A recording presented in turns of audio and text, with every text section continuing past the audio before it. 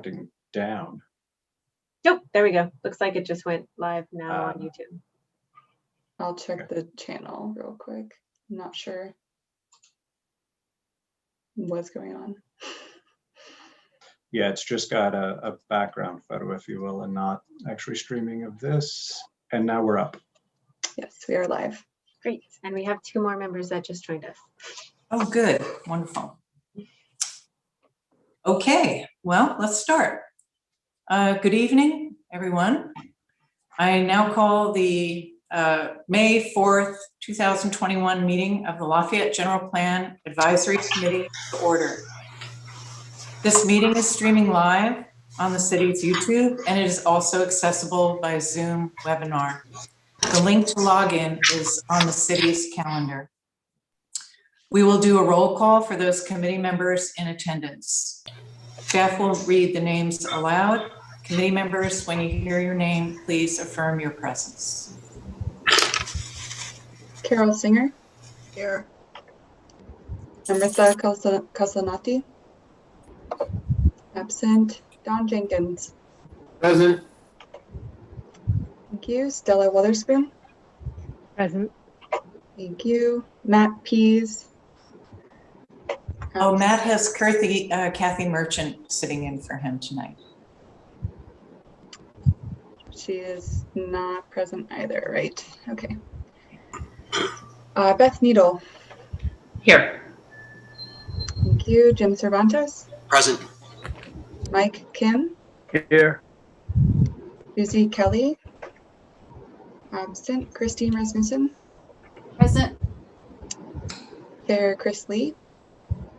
Here. Commissioner Anna Radnich is absent tonight. And Susan Candell. Here. Mayor Susan Candell. Thank you. Great, thank you. Would a committee member like to make a motion to adopt the agenda? So move. Adopt the agenda, please. Second. Okay. The agenda is adopted. Moving on to public comment. Public comment is a 3-minute period for the public to make its comments. And Sarah, do we have any hands up?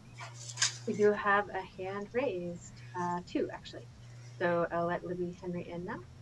Okay. If you are not speaking, please use your mute function so there's not the background noise. Thank you.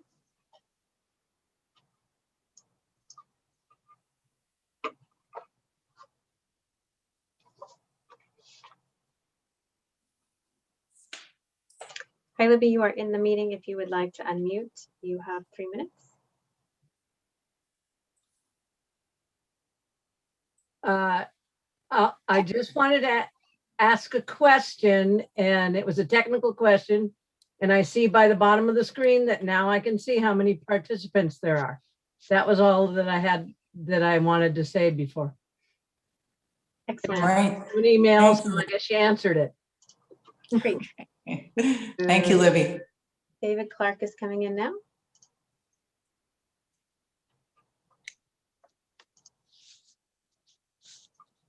Hi, David. Hi, everybody. This is a little bit of a stretch, but it goes back to last week. And Mike, if you wouldn't mind, right before you had some technical audio visual problems at the last meeting, not last week, but the last meeting, and you were right on the verge of completing a thought about, I think it was the price of lumber and the high cost of developing, I think it was affordable housing. I know I'm sort of putting you on the spot because it was 2 weeks ago and I didn't ask you this beforehand, but do you remember where you were going with that? And is that a thought you could finish now? Yeah, it's just everything's expensive. That's the bottom line. Okay. Yeah. Labor too, right? Labor too. Yeah. Okay. All right. That's good enough. That's kind of what I thought, but thank you. Yeah, you bet. Thank you, David. And we have Susan Callister, who will promote now.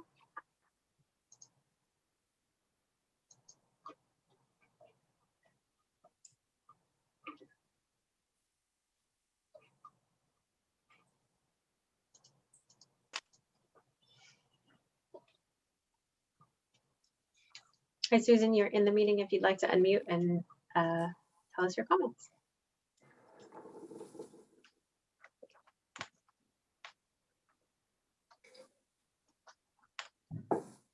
We can see you and I think we can hear you. Oh, maybe frozen.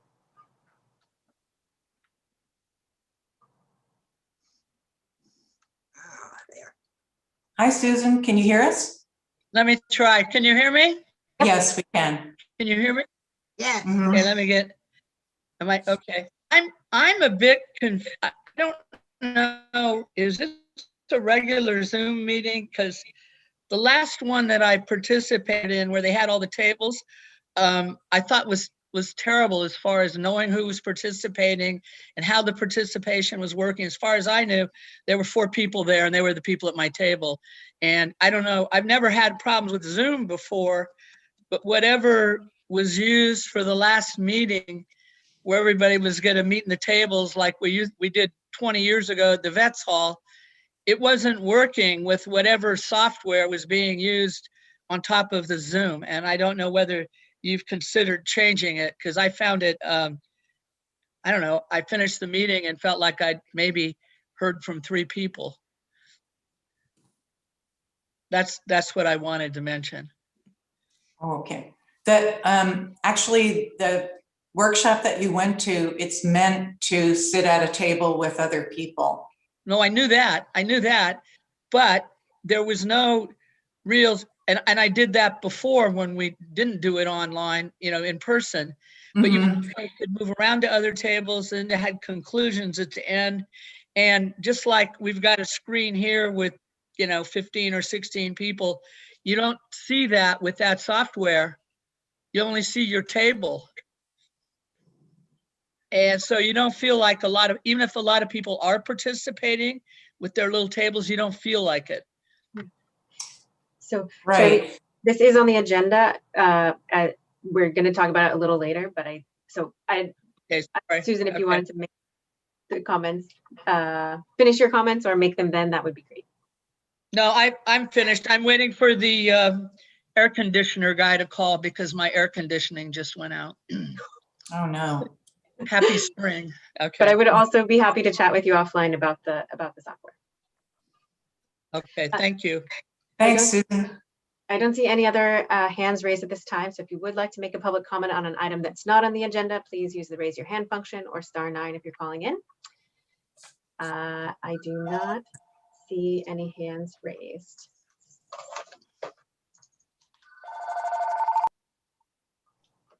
So I'll turn it back over to Chair Lee. All right, next item on the agenda is housekeeping, but I do want to say a few words about the loss of our committee member, Dick Craig. I really enjoyed having him on the committee. I'm sure you all feel the same. Some of you may know him from other work that he has done for the city of Lafayette. So I just want to pay tribute to his public service for our city. Also to let you know that GPAC has sent flowers to his family, and Stella, who was his alternate, happily, thank you, Stella, agreed to come and serve in his place.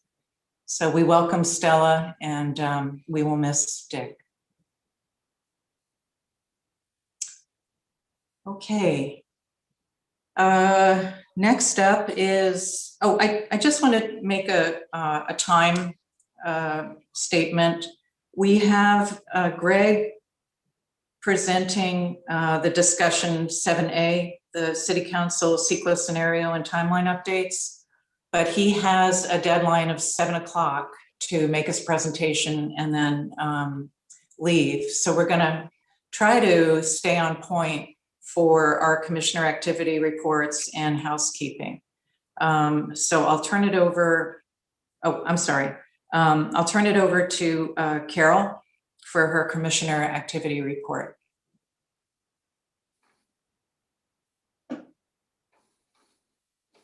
Carol, we cannot hear you.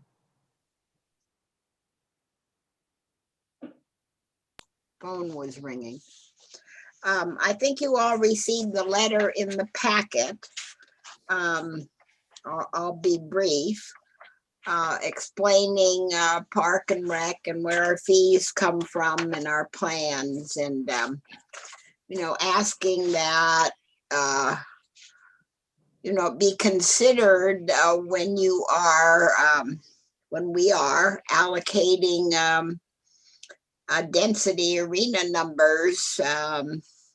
Think about the where you might want parks to be. Are there, since Greg has to go, I'd like to be brief. Do any of you have any questions? I have a question. Is that would the parks piece of it come after the housing element? This is a question to staff, or when does that come into our work? So the element itself will come after the housing element, but we will come back to you with sort of a matrix of how the housing element impacts other existing plans and other existing elements. So we will be discussing this as part of the housing element. And I think the goal of Carol's letter was, or the PTR letter was more about wanting to make sure that we potentially could do both housing and parks in a particular parcel and in the downtown more generally. So we'll bring back sort of a matrix that shows the impacts of each thing. So we're not looking in a silo, but looking at it holistically. Are there any other questions? Don? Just a quick question in terms of, I thought your report was excellent, and since I'm representing the Senior Service Commission, am I in effect expected to gather my commission and write a letter like this if we want to get our oar in the water, so to speak? So certainly not required, but definitely If you want to be in the game, you better get one. Okay. I think we're still sort of imagining that we'll be like sending referrals out in a way to kind of get feedback and comments once we have a little bit more. Okay. I will carry this sample to our Senior Service Commission, and we'll see what we can do. Being proactive is great. Yeah, particularly regarding the ADU kind of ideas, right? Carol, I also wanted to say, I thought the letter was wonderful. I learned a lot about PTR, and the end of the letter asks for a meeting with our committee and also asks to make a presentation. So I would like to put that in motion. Oh, that would be very nice. They would appreciate that. Mm-hmm. I realize, and the commission realizes it's a difficult job. We lost the one park. I might just mention and it's in the letter, the downtown specific plan calls for 3 parks. One of them is gone already with the Miramar development behind the library on Golden Gateway, and we really couldn't do anything about that. It just with the arena numbers and the special, what do you call them, Susan? The special. It's a density bonus and everything. Yes. We have no control Over that, right? No. But we still, the site behind.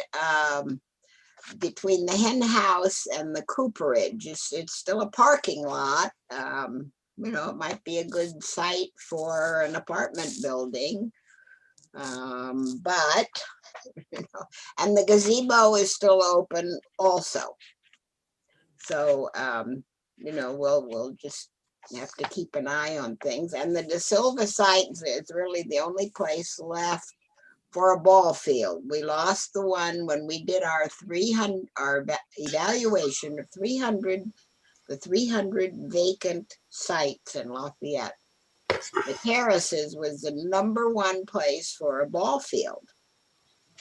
And of course, everybody worries. I drive my kids to Wilder, have for years, 3 times a week. And with the virus, there are no carpools. So and they can't ride their bikes to school because they can't get home and get to Wilder in time. So, you know, the city didn't want the ball field there. So the only other place is the De Silva property. And we talk a lot about, reducing gas and all that, but there the ball field went. So that took care of a lot of the driving. So, okay. If there are any other questions.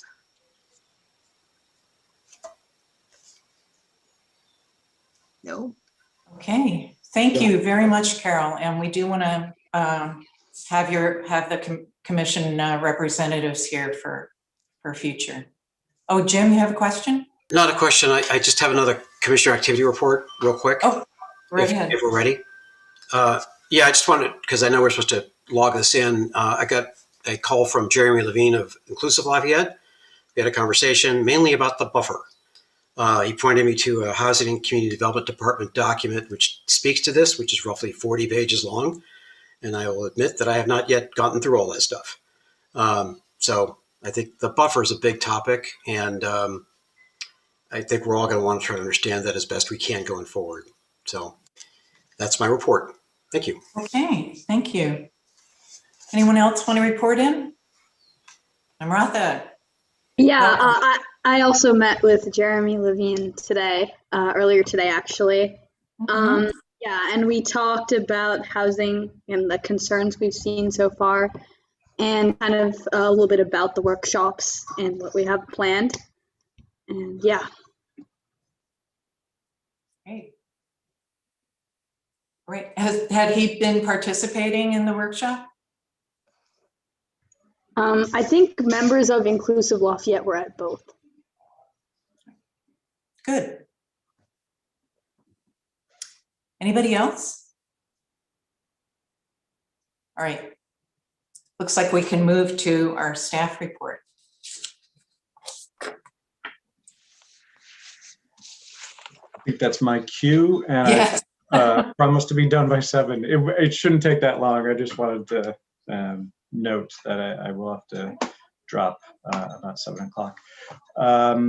So this is just some background on where we stand with the CEQA analysis, the environmental review, and the council's direction at the April 26th city council meeting, and the mayor is here to elaborate, provide color, additional detail. So that's great. So back in November, we had a meeting with the Council and Planning Commission and had presented some scenarios based on what then was the preliminary allocation for RENA from ABAG, and in November of 2020, that was 1,660 units or thereabouts. And so we had some scenarios and densities roughly laid out to allocate those within the existing downtown and some surrounding geographies. And the council gave direction to go ahead and study multiple of those. And so shortly thereafter, ABAG did not revise the methodology, which the Housing Methodology Committee had spent a year putting together. But they did add some strategies to Plan Bay Area 2050, which is the basis for applying the methodology.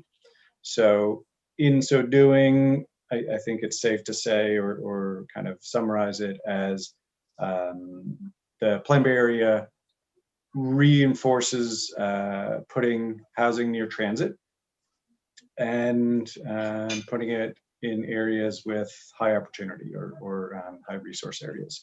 And so those additional strategies changed the baseline. The baseline ultimately affected our numbers in Lafayette and other communities like Orinda and Moraga. I mean, it just kind of moved the numbers a little bit and brought housing in from kind of more peripheral areas, more into slightly more urbanized transit proximate and freeway proximate areas. So our number went from 1660 to 2114. We set aside moving forward on the environmental review at that time in those scenarios and came back to the council. There were some discussions in March and April, I think, but ultimately on the 26th, what we had kind of proposed earlier was a maximum scenario where we kind of looked at the maximum density that could be in any given area of the city, but it would cumulatively give a very high number, like 4,000 to 4,500 units, but it would then allow us to start to carve away at that and sculpt it to come up with appropriate densities in areas of the city based on policy decisions and the environmental impact analysis. So that has been reformulated, if you will, and coalesced down into 2 scenarios, which we presented at the 26th meeting, wherein essentially the same geometries or geographies, downtown and some surrounding adjacent areas.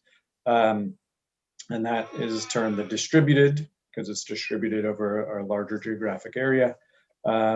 And a focused, answering the question, what would it take to put all of our arena allocation plus buffer in the downtown only? So that one is termed the downtown only scenario.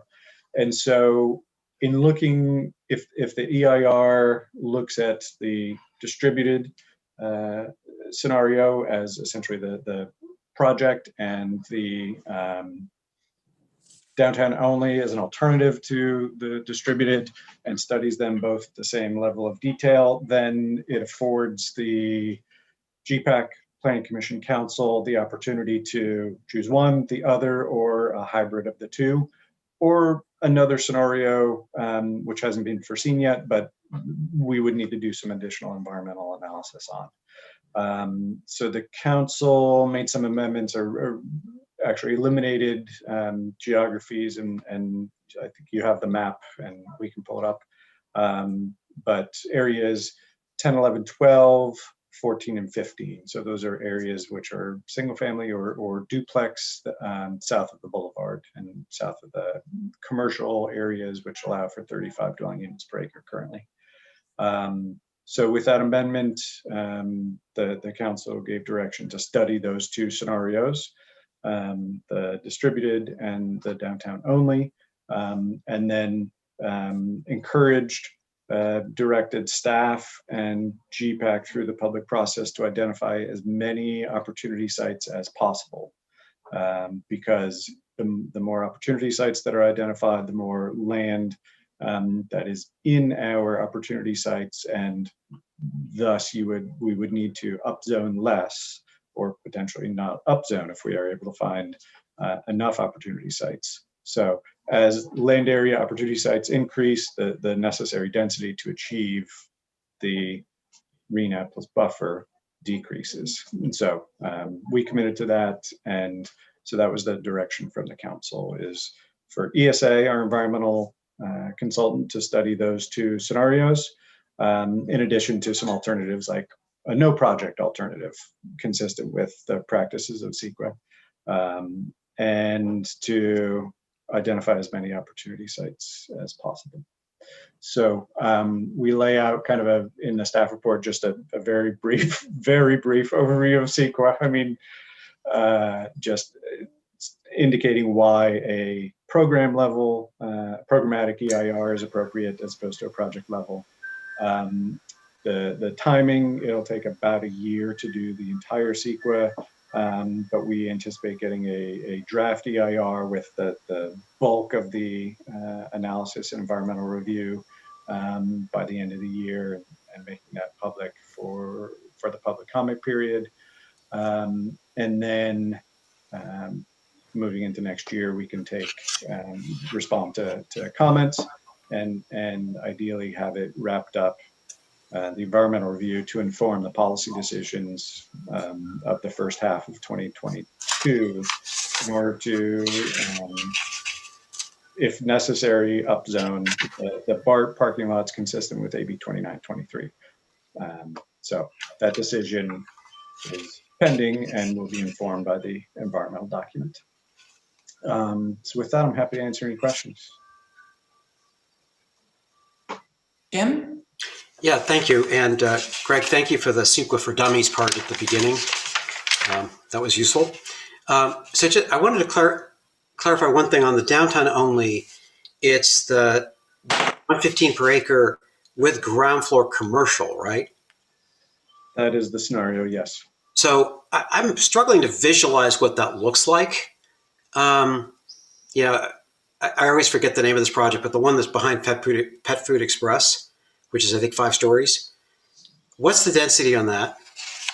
Or I'm just trying to think, what would 115 be, especially when you factor in ground floor commercial? Right now. And they're attached to the council's report, and I think to yours as well, but we can certainly link it to you. Okay. Is what does density look like? And the shorter answer is it varies dramatically, but it is a function of how big the units are, how tall floor to floor plates are, honestly, as well. Very much the massing, so what actually presents to you from the public vantage point and how much of it actually is behind that facade, and is it deep rather than tall. So there's no singular answer to that. Okay. But coming back to your question on Town Center 3, behind Pet Food Express, right next to the BART station south parking lot, that's roughly 50 units per acre. So that's not to say that 115 would be twice as tall as that. Right. That's not to say. Okay. And then the other question was maybe a timing one, and maybe we get into this later, but I was looking at the timing in the staff report. We've got these housing element components in the works, the goals, policies, programs. When do we get to the point where we can make a recommendation to the Planning Commission, the City Council on RENA? I didn't see that in this. And I kind of figured that after all these public engagement sessions, we would start work on that, which is like, I think, our biggest single job right now. How does that factor in? Or when does it factor in, I should say? Yeah, I would agree with you. And we kind of broke the housing element into 3 logical segments. And, ultimately, I think a comprehensive recommendation to the Planning Commission would be towards the end of the year, once it's informed by the CEQA document. But an earlier preliminary recommendation, so that the Planning Commission can kind of understand it, internalize it, and begin its own kind of discussions on it. I mean, it would just be premature to make a decision on a solution, a kind of RENA allocation solution, absent the EIR, at least the draft EIR being done. Right. But short of that, so I would envision that in the fall, but it could be somewhat earlier. But yes, in the next couple housing workshops, we'll be moving into opportunity sites, how to choose those. But then, we anticipate that we'll be hearing members of the public offering up opportunity sites, which would warrant study by staff and GPAC. Right, and we've got all this momentum. We have these 2 other Thursday sessions. We'll have different constituencies within the public at large offering up their vision or their alternatives. It just seems like at some point we need to get rolling on this too. I guess if only to find out if what we would recommend is dead on arrival with respect to the Planning Commission of the Council, or just begin to. I can't see us waiting until early next year on the CEQA, big picture CEQA programmatic EIR. So I don't know, just my 2 cents. No, we anticipate the work to continue after those workshops conclude, to try to get some understanding as to what the public input is, and do your own work on scrutinizing opportunity sites, contributing to those opportunity sites, and continuing that work over the next couple months. So no, we would not wait on doing that work until the EIR is out. I think it behooves us to have that done and await the environmental impacts so that we can reconcile those and then make any necessary changes to that recommendation. But so I would, end of summer would I think be a reasonable time frame for making a recommendation, a preliminary recommendation to the planning commission. Okay. All right, we have Mike, Beth Needle, Mayor Candell, Dawn, and Carol. Great, thanks. So with respect to the city council's request for staff to identify opportunity sites, two questions. One is, are we as GPAC members able to nominate opportunity sites, number one, especially in the case that the fact that it's land that my family owns? That's what I want to, so that's the question. And if so, when can we do that? I would suggest that any member of the public can offer their thoughts, comments, suggestions to staff and the GPAC, and you can do that at any point in time. I think if you serve in any capacity as a city representative, appointed or elected, it behooves you to do any recommendation involving your own personal property as a clearly stated private individual. And then I haven't vetted this with the city attorney, but I would suggest that if and when that you have a property interest in it and it's being discussed, that you not participate in that discussion just for the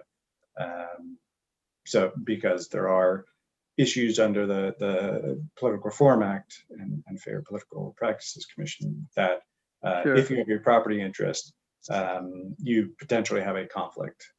Sure, of course. So that would be my suggestion. So basically, I could just write an email letter to the staff saying, I own this property.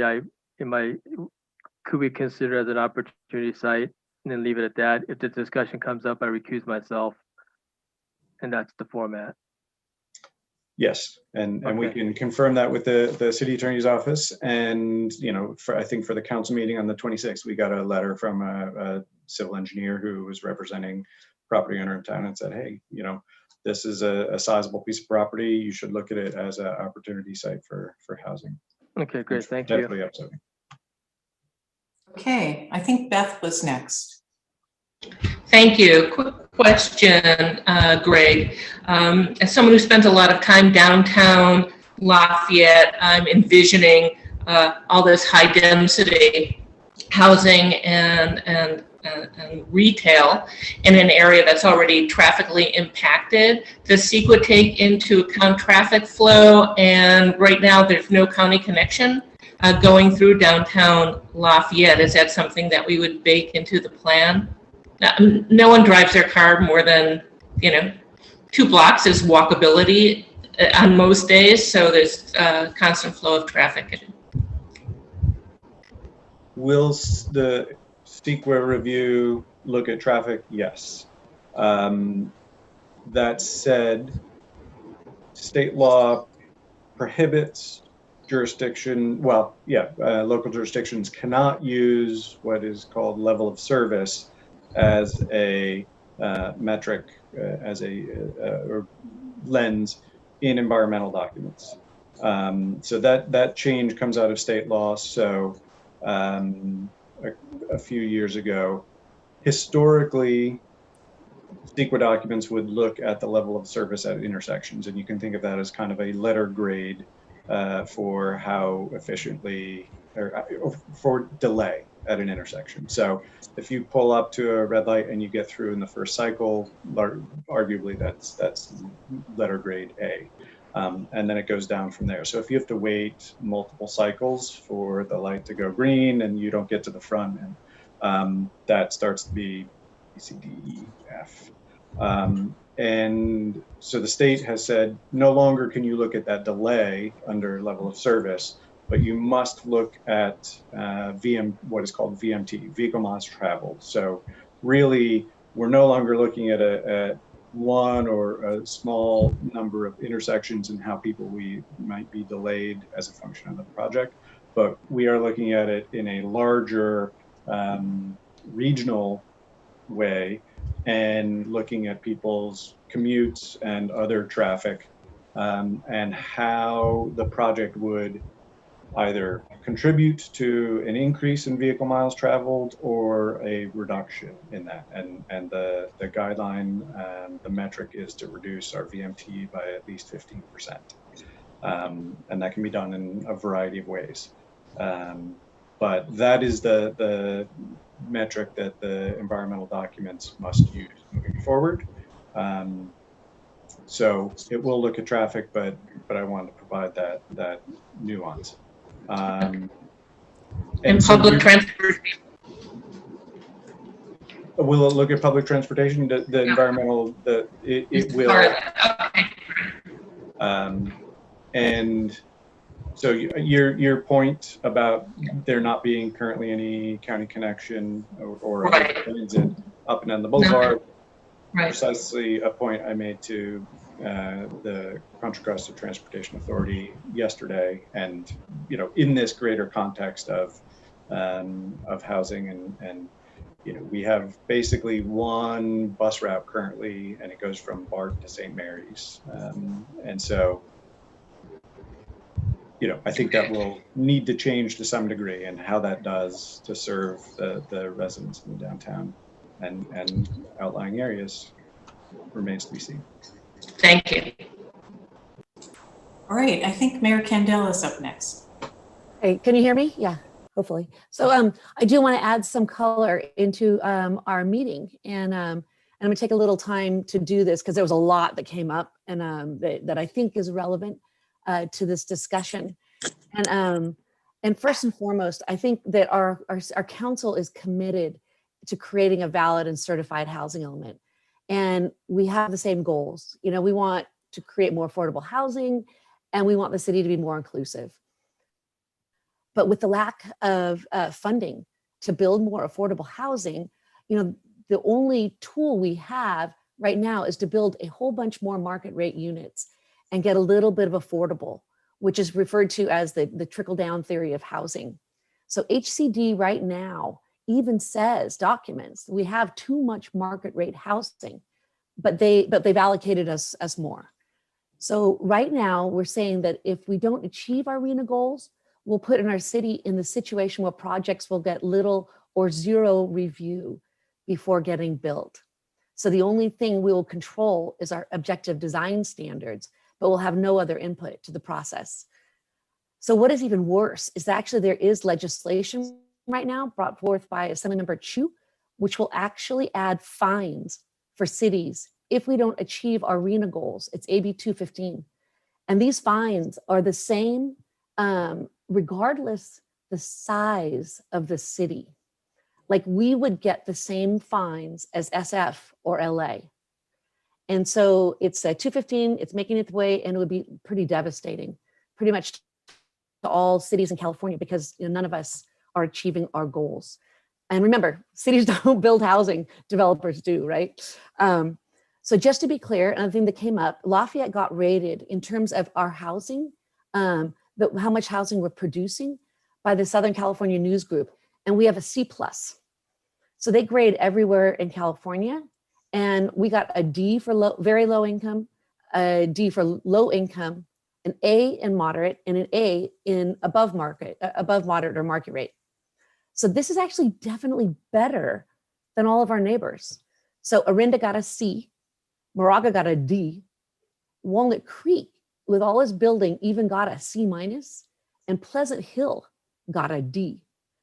And so actually Lafayette is doing far better than our neighbors. And this is all market driven, right? And so that's good. We are contributing. So people who are saying that we're not contributing, it's actually not true. We are actually doing more than our neighbors, which is good. I'm proud of us for doing that, to be perfectly honest.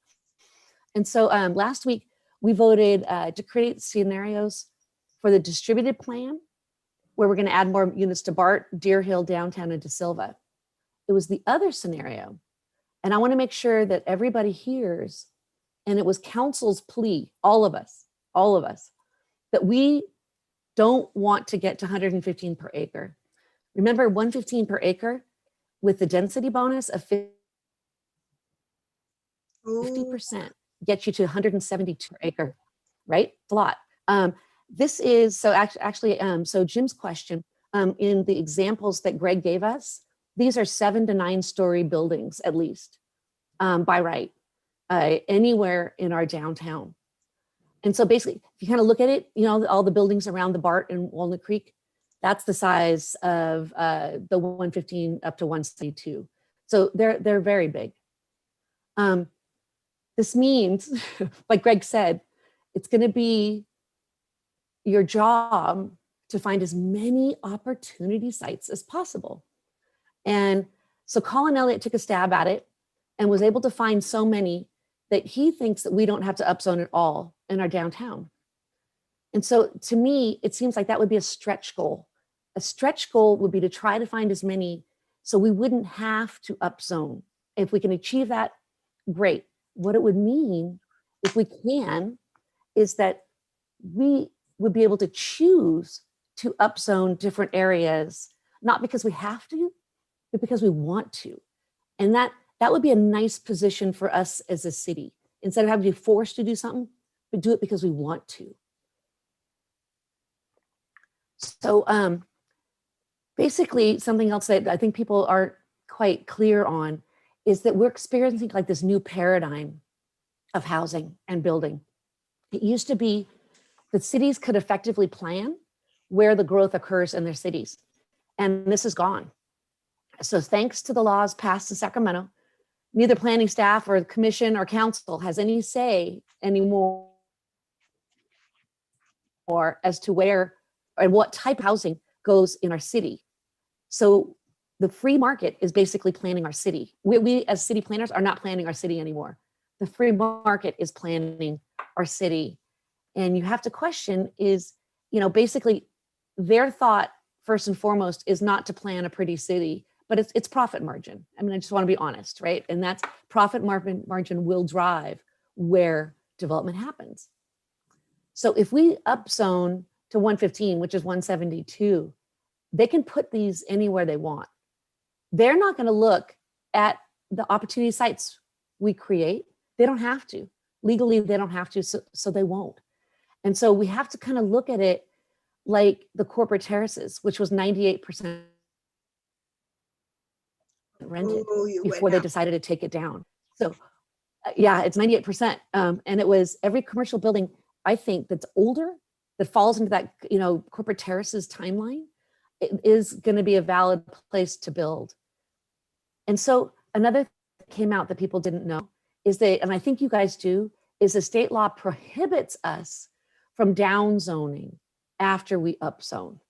It's not that we can't, but if we do a large upzone in our city, then we have to find replacements for all of that zoning elsewhere in our city. So upzoning, we should control it the way we want to and do it if we can't find our opportunity sites, but be cognizant of the fact that we can't go backwards. So I actually do, and I'm hoping I can share. I know I can look at those pictures and I know what kind of zoning looks like.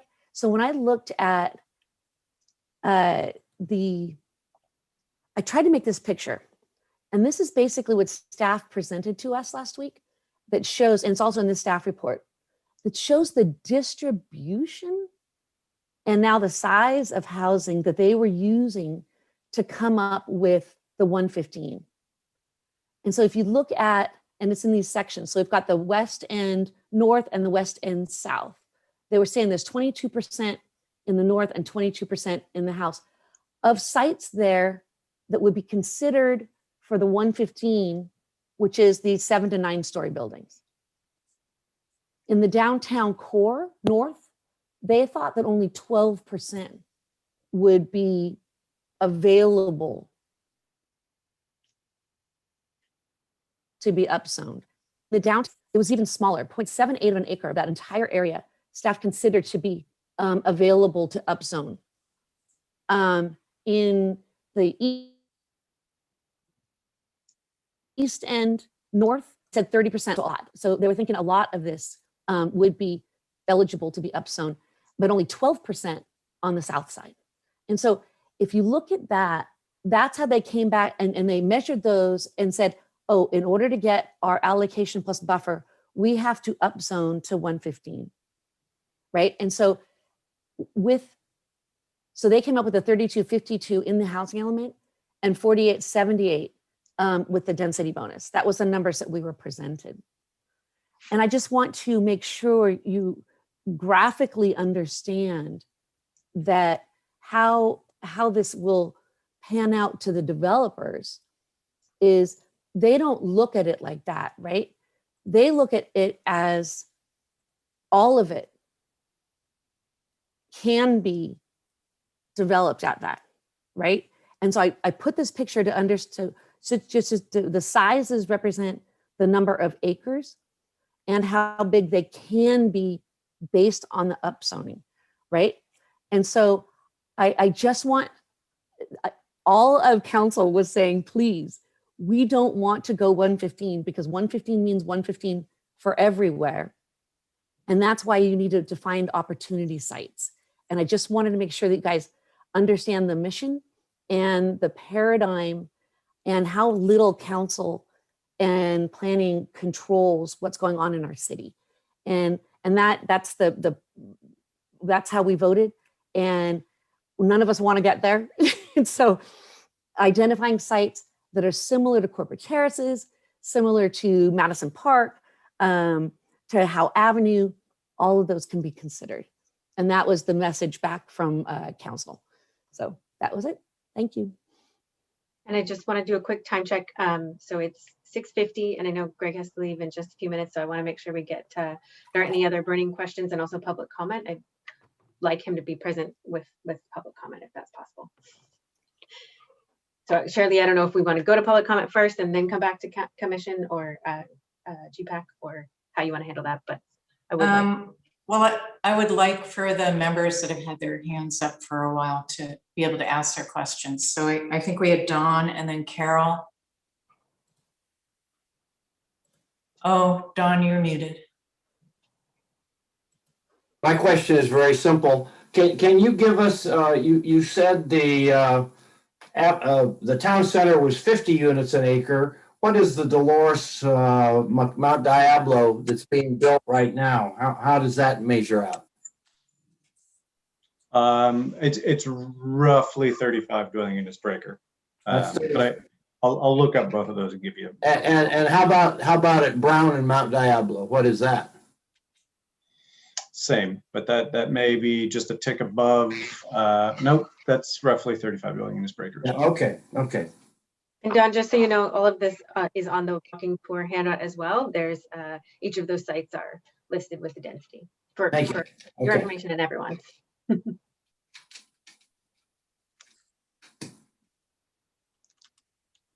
All right. Any other questions, Don? Nope, that's it. Thank you. Carol? I think Sarah could answer mine. So if you want to go to public comment, then I could ask my question. Yeah, I also have a question. I think staff can answer it. So why don't we at this time go to public comments so we can use Greg's time and then follow up with committee members' questions for staff after 7. Great. So okay. I just want to say again, the public comment, it really is a comment. We, at this point, we don't answer questions unless they're very easy to answer. And you have a 3-minute limit. So why don't we start now? Great, I just let Libby Henry in. Okay.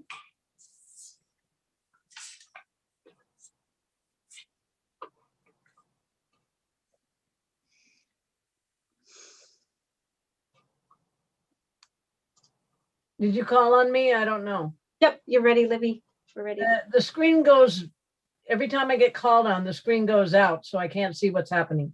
Unfortunately, mine are questions. I didn't know that I couldn't ask questions in this because, Greg, you had mentioned the program EIR is preferable to the project EIR, and I just kind of want to understand what the difference is. I mean, the program EIR would be per, or project EIR, I guess, per each individual project versus a blanket, one size fits all sort of thing, and doesn't the, don't the developers, don't they pay for these? So it wouldn't be a cost to the city in the first place.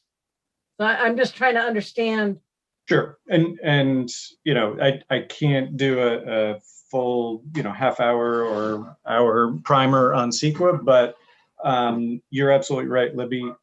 Projects like a housing project, if not exempt from CEQA, then they would have to potentially do a project level EIR. But CEQA requires for what we are doing, a general plan update or a downtown specific plan, to do a programmatic EIR. So it's simply the kind of EIR required by CEQA. So it's not a preference, it's following. So this isn't for the developers, this is for this, what we're doing right now, the city planning. Basically. Correct, because CEQA requires that if the jurisdiction is going to make a decision that would potentially affect the environment, that we be informed by an analysis that says, well, if you make this decision, what might the environmental impacts be? And so that is what the program EIR would do. Okay, so it doesn't preclude per project having an EIR as well. No. Got it. Thank you very much. You're welcome. Thank you, Libby. Great, I'll let Susan Callister in.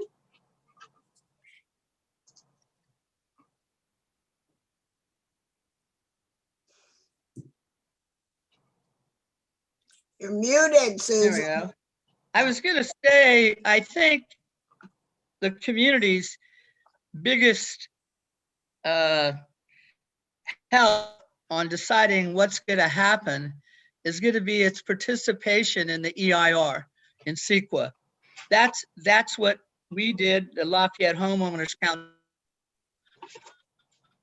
on the downtown specific plan. And I think all of the homeowners groups and other groups, depending on, read it. It has every single section you could think of as far as environmental, even some, economic impacts and other things. And then submit your comments, whatever program they have, Chris, for doing this. And then they'll have a hearing, and then you'll submit more comments. I'll have a hearing. But irrespective of what the state wants to do to the community's biggest stick is going to be participating in this program EIR. And so something may look good for development, but it won't look good perhaps from an environmental impact standpoint. So it won't pass the smell test. So we need to have the people in the community that are interested participate in this going. That's the stick that they're going to have. And that's all I wanted to say. Thank you, Susan. I just let Gabriel in. And I forgot to mention, if you would like to make a public comment, use the raise your hand function or *9 if you're calling in. Hi, everyone. Can you all hear me? Yes, we can. Okay, great. Really good to see everyone. Very nice to be here. I am very much looking forward to the CEQA process and the EIR moving forward. I think it's going to be great to see the draft scenarios as that makes progress. I just wanted to reiterate again, I think GPAC in possibly the last meeting or a meeting prior discussed some interesting solutions for finding more affordable housing as we look at the arena allocations. Mayor Kandel, I know that you mentioned nonprofit land trusts. I would really encourage the GPAC to continue to look into some of these solutions, as well as look forward to transit in particular as another possible solution for creating more affordable housing and upzoning more areas, and possibly looking at or encouraging the city council to look at upzoning more areas outside of the downtown corridor. So that's all that I want to mention tonight. I think you're all doing a wonderful job, and I look forward to seeing what you recommend. Thank you, Gabriel. Colin Elliott is now in the meeting, and I have one more hand, which is Andy Brown. If you would like to make a public comment, please use the raise your hand function. Hi, Colin, go ahead. Okay, hopefully everyone can hear me. Good evening, everyone. And just wanted to quickly say a few things. I did send an email to the general plan email address today. I don't know if you all got it or not, but I did include in that a version of Greg's table that he sent you with some additional columns, which, as Susan mentioned, just try to show what this might look like with some additional sites. So, and I kind of do this as a living. I work on really large redevelopment projects around the state. So I'm very familiar with this process. So if you actually looked at some of the acreage, you could see that it's difficult to do it by acreage, but we were really just scratching the surface stuff of the total on the distributed. Some 400 odd acres, picked about 21%. I upped that just a little bit. I found another 12 acres. And just by doing that, and I did that, by the way, by looking at parcel maps and ownership. So it wasn't just driving by, it was actually digging into these relatively deeply, but only to some extent scratching the surface. I did come up with numbers that were above the RENA allocation. We're gonna need probably more buffer than I've got, and there'll be other debates that we could get into, but I think I would just like to echo what Mayor Candell said about that's really gonna be your exercise. You have obviously a lot of other things to do in your housing element as well. And people have just touched on that in looking at what housing policy you want and that kind of thing.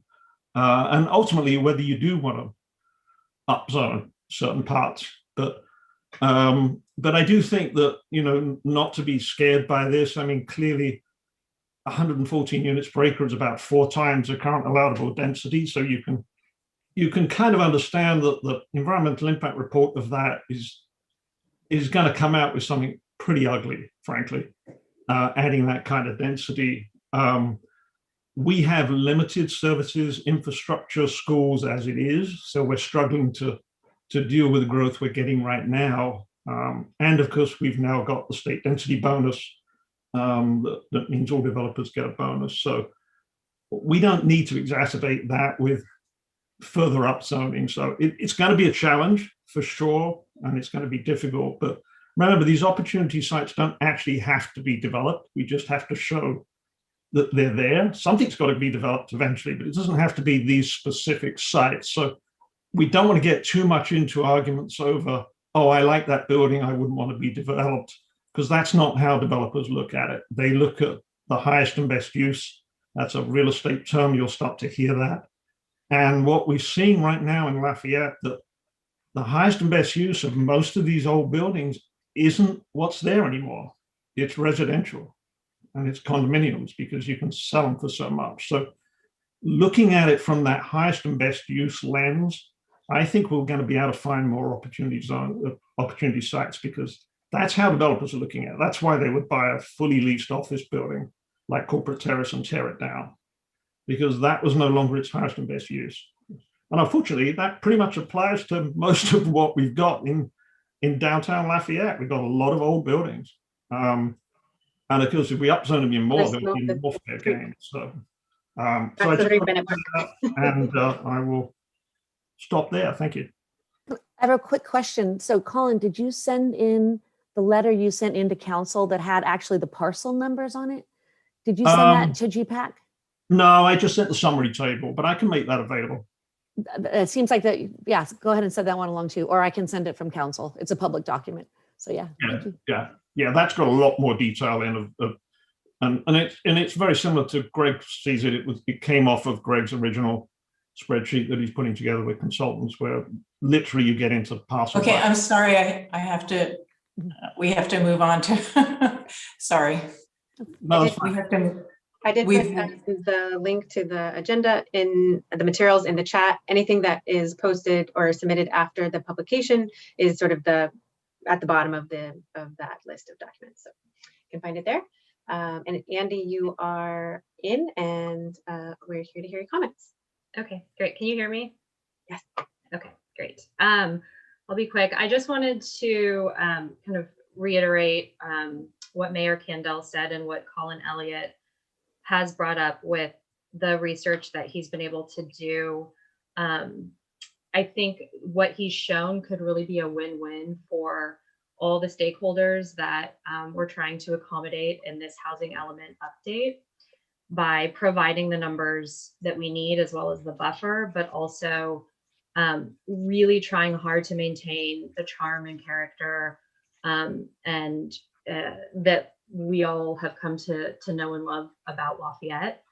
And so I think that the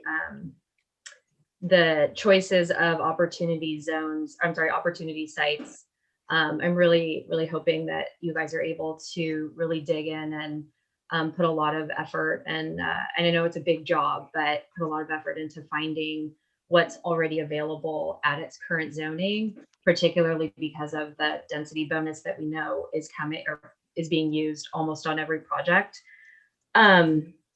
Greg had mentioned in a previous meeting, I'm just curious, that I think ABAG had reviewed our previous opportunity sites and there were issues with them. And so I'd be curious to know that I think from the previous housing element update, or that they all got zeros. You made a comment about that, I think, at the workshop. So if that's, if there are metrics that GPAC needs to know about now that would affect what they're talking about, I'd be curious to know more about that. And then just a kind of a nuanced concern, bringing it up early. If areas of downtown do end up getting upzoned, I would just be curious, would parcels that have existing approved projects, but that have not broken ground, would those be carved out? I'm particularly interested in the Madison Park project, which already used the density bonus and is really a challenge for for it's shoehorned into the neighborhood. I'm excited that it's going to get redeveloped. It's already taller than its existing area. So wondering how GPAC will take into account already approved projects, because in theory, if they haven't broken ground, that developer could issue a new project if the density if density is upzoned and you end up getting a 7-story building versus what's a 4-story building already. So anyway, just something to bring up early. I don't know if it's a concern of others, but it's something that I've thought of. So that's all. Thank you for your work. Thanks, Andy.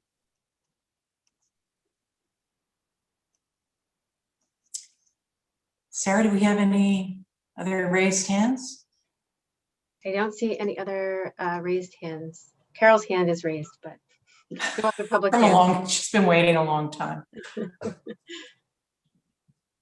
Okay. Go ahead, Carol, and I'll respond to yours or leave it to Sarah and Renata. But then I wanted to just make a note. So go ahead, Carol, please. All right, I have several things. Are we, before we do opportunity sites, are we going to get maps with property lines? Can do. We will get that for the downtown. I know the city has them that shows, each piece of property. Yeah, we can. We have an online tool which anyone can visit any day. It's lovelafayette.org/GIS. And so that will give you parcel lines and information about the parcel, like its size, what its zoning is, etc. If need be, we could put together a paper map book as well. I think it would take some effort to do that, but we could do that. Okay, thank you. Then I have a general question. Are there some parameters for opportunity sites? I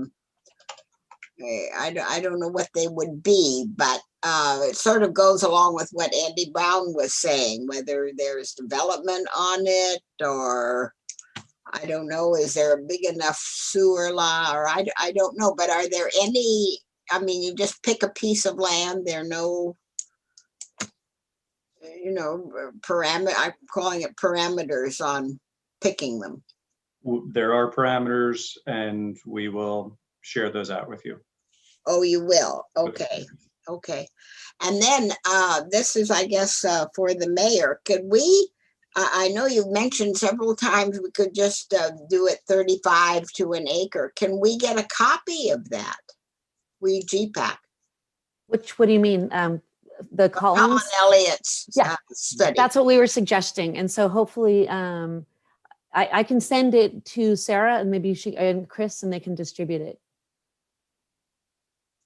Okay, those were my 3 comments. So you will do that? Yes. Yes, okay. Great. So I just want to note, don't disagree with anything that's been said. Agree with Mayor and Colin and Ms. Brown, et cetera. So you know, please don't confuse the mathematical exercise of, we currently have identified the low-hanging fruit in terms of opportunity sites, limited as they are, with what it would take to get to the RENA number. And staff, I think, conservatively budgeted high, just like the council budget's high on costs and low on revenues. We budgeted high on buffer because we don't know what's going to get knocked out, if you will. And so we can ultimately end up lower buffer, lower density, but we have our work cut out for us. I think that's an understatement, but I think we can achieve that. And just the distributed scenario has a 50 dwelling unit per acre in the downtown. So the 115, staff is not advocating for that. At this stage in the process, that's the number it might take if we do nothing else, and we're far from doing nothing else. So we have our work cut out for us there. So I just wanted to leave that we seem to all be have the same focus, the shared common goals. We have no interest in upzoning any at all, or any more than is minimally necessary to meet our obligations. So with that, I will look forward to seeing you all again. Well, hopefully on Thursday night, and if not Thursday, then at the next meeting. And thanks for all you're doing. Thanks, Greg. Thank you. Okay. Thank you. See you soon. I have one more question.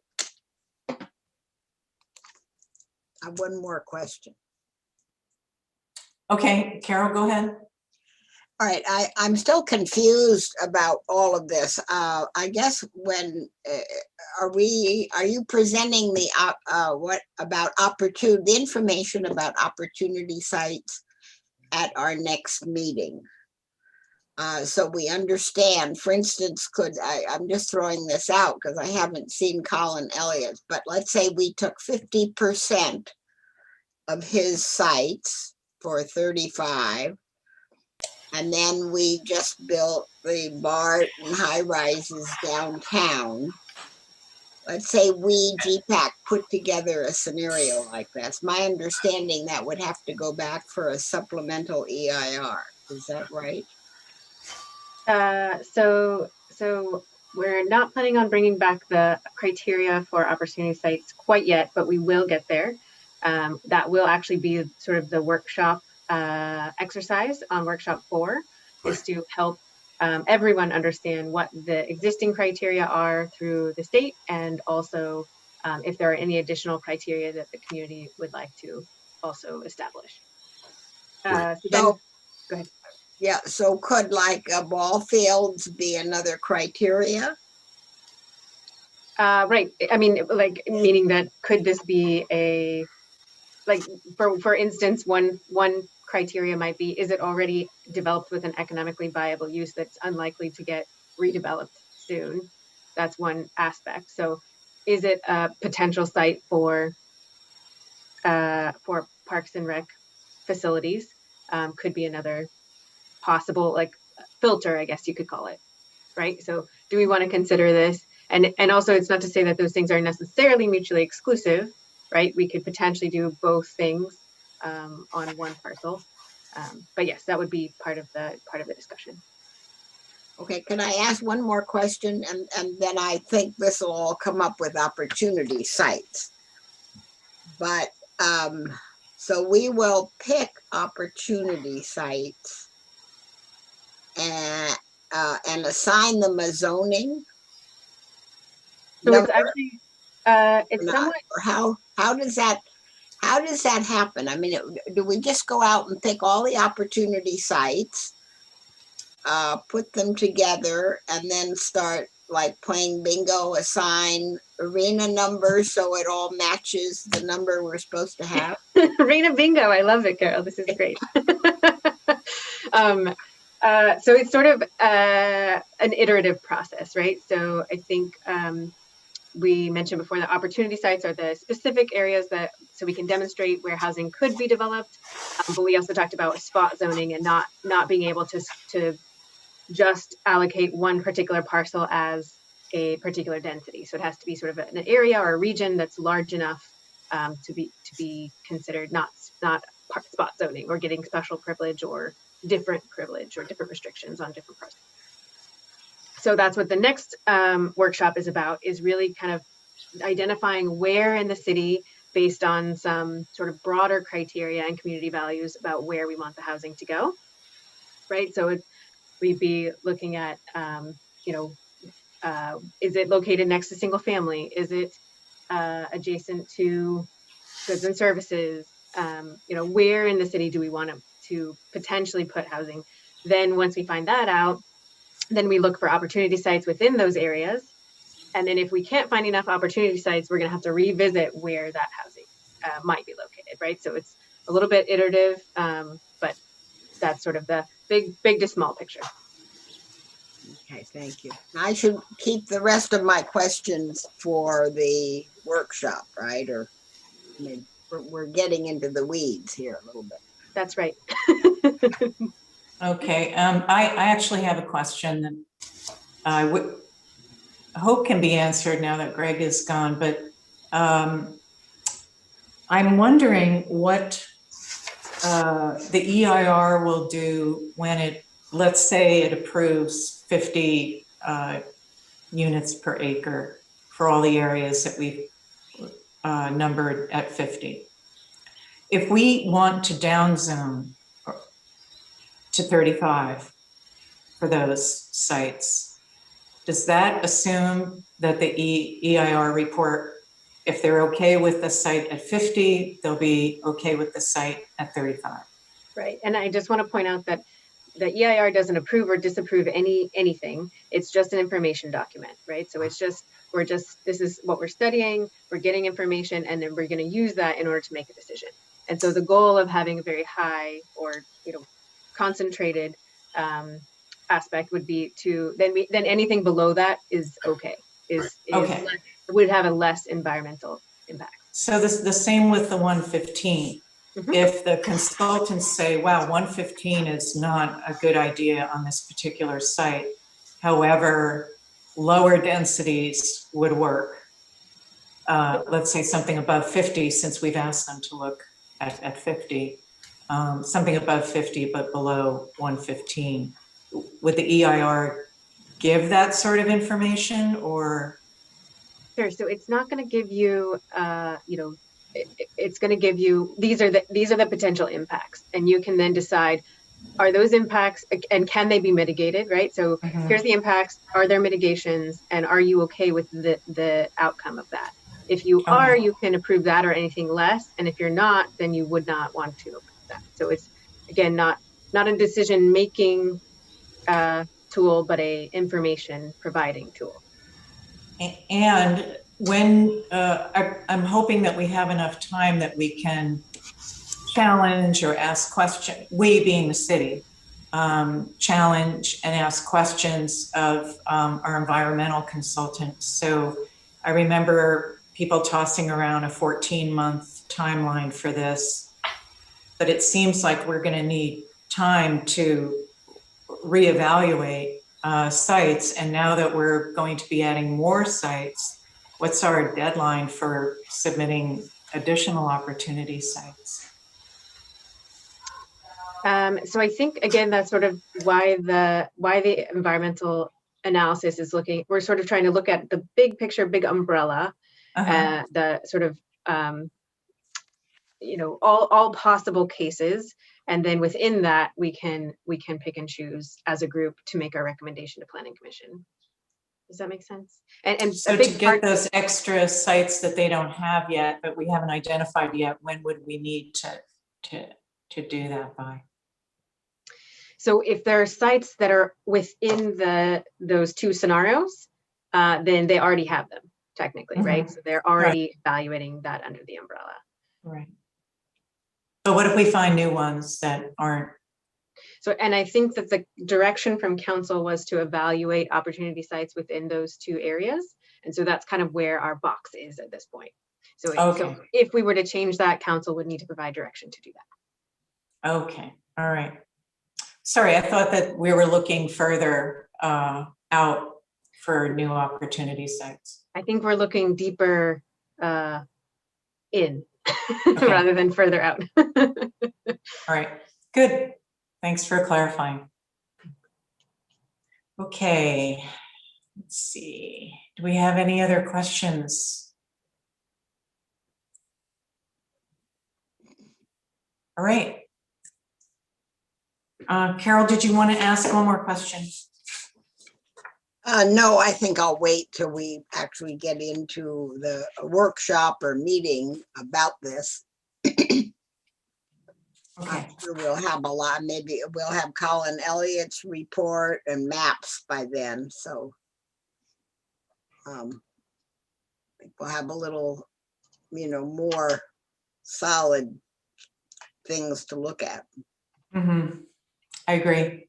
Plus, we'll have all the workshop information, which I'm really looking forward to. Okay, so if that's it, then we can move on to our next topic. And let me just do a time check. It's 7:21. We have 2 items left on the agenda. One should take about 15 minutes. The other should take about 10 minutes. So everybody want to just move forward? I see head shaking. Okay, so the second discussion item is housing element workshops. And again, this will be delivered by staff. So Sarah? Great. So we have had our first 2 workshops, looking forward to our second 2. Both of them were hosted on the platform called Remo, which is a little bit different than a Zoom. Again, it's meant to be sort of a workshop style or a conferencing style setup. So there are individual tables and small group discussions, and then a report out at the end. We had our first workshop was kind of discussing broad community values around housing. And then our second workshop was framing kind of the issue statement. So in our first workshop, we had, we had 126 registrants, and we had 86 attendees. Not all attendees stayed for the entire time, but that is what the report out from the software said. For the second workshop, we had 106 registrants and 65 attendees. And for our workshop 3, we have 78 people registered right now. So workshop 3 is actually going to be, we're really excited about it. It's using additional software, but we're training the table hosts to essentially run the software, but still facilitate the group discussion. And it is called Balancing Act. So this is actually software that's typically used for municipal participatory budgeting, but we've worked with the company to adjust it so that it is more specific to housing and specific to Lafayette housing. So I am going to have Renata share her screen and show you briefly kind of what it looks like. So we'll give you a little overview. Oops. Hold on, let me just move you all over. So everybody is seeing the white screen with a red bar across it. Okay, I got a head nod. Okay, so this is the balancing act simulation. So at the top, we have the title, a help button, which is not yet fully updated, but we'll have step-by-step information. So if you're at the table, you need a little support, that is always there. But we have a little overview about what we're supposed to be doing with this tool and kind of orienting you to the process. So you can always refer back to this as you go through the activity. So here is what is called our balance bar. So this is showing if we're in the red and we're on this side, that means we still have units remaining to be accommodated. And once we adjust the densities in these different areas, we'll move this circle over and we will eventually have a housing plan. So here is a movable map. So you can kind of zoom into the different areas that are being studied for upzoning. And you'll see that each of them has a number. They're identified by a different number. And we'll come back to that in just a second. But just a fun, helpful tool to be able to zoom and move around to be able to see a little bit more detail. So on the left, or down below, is where the balancing comes into play. So on the left, we have information on RENA, and then on the right is where the work is happening to meet and accommodate RENA. So here we have our current allocation, which is set. However, we can select a range of buffers, which will automatically update in the total required. So you'll see it reflected up on the balance bar and then in the total below. And so I'm just going to put this back at the 30%. And then here you'll see categories for the different broader districts in the downtown area. And if you click on each of these headings, you'll see subcategories with the different numbers corresponding to the map. So we'll see one is the West End right here. It's showing the current density in gray that is being applied to that polygon, and then the total number of units yielded from that polygon right now. So in the activity, groups will be adjusting the densities, and you'll see that different densities will, or rather polygons will darken to reflect the added density. And so I'm just gonna crank this up so you can see how now we have a housing plan once we've adjusted density.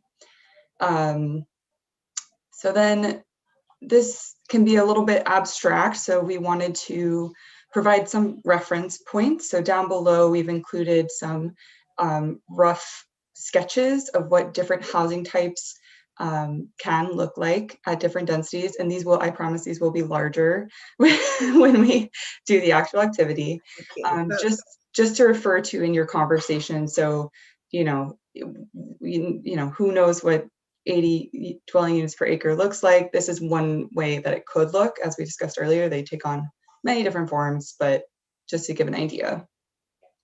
So once the groups have created a housing plan, they will submit it, and we will be able to see in real time kind of an aggregation of what all the tables came up with. And that's, valuable data that we can use from the workshop, but then also we will be integrating it into Engagement HQ, so folks can participate and play with this challenge on their own time and kind of give us that feedback on their own. Sarah, was there anything else I missed in that brief rundown? No, I think you did a great job. It's really, trying to get those broad areas of where we want to kind of focus the increased density, and then we'll dive deeper into the specific opportunity sites once we have that information. So again, that will be the activity on Thursday for the workshop, and then it will be alive and available for everyone to do individually as well. When you say do individually, Meaning like if anybody in the city wasn't able to make the workshop or wanted to play with it outside of their group discussion, then they could do the whole plan themselves and submit it. And then we'll be able to aggregate that data as well. okay, so it's open to the public, in other words. Correct. Okay, thank you. Jim? Yeah, I was going to say, I think this is a terrifically creative use of the budget planning software, which I've geeked out on before in my prior life. But I think what the staff has done here is just frankly brilliant.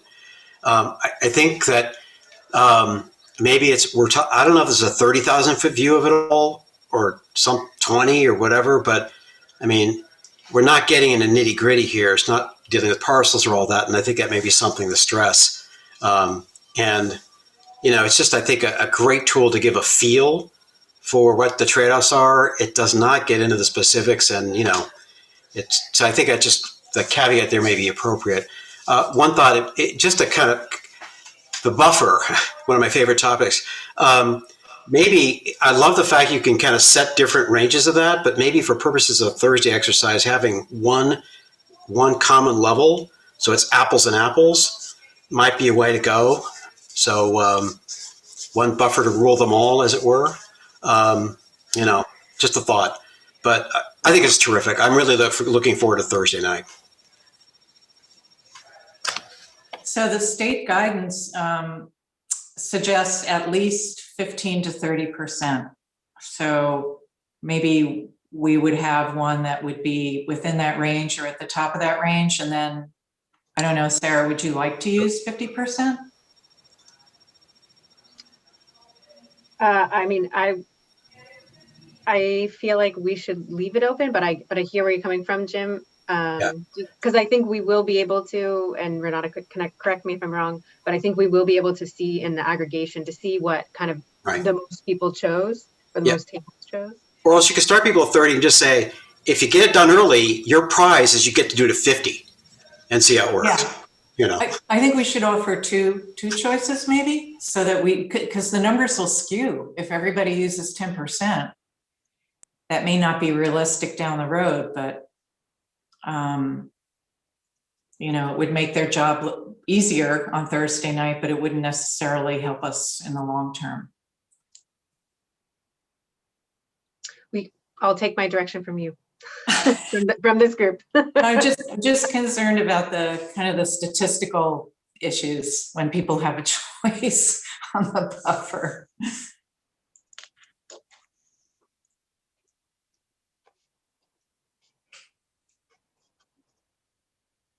And maybe why don't we just go with the midpoint? If it's 15 to 30, just say, do we have a toggle for like 23 or something, or?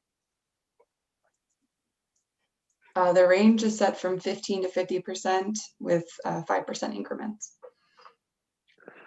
Well, why don't we have a housing consultant? She does work for several cities. Why don't we take her recommendation? Great.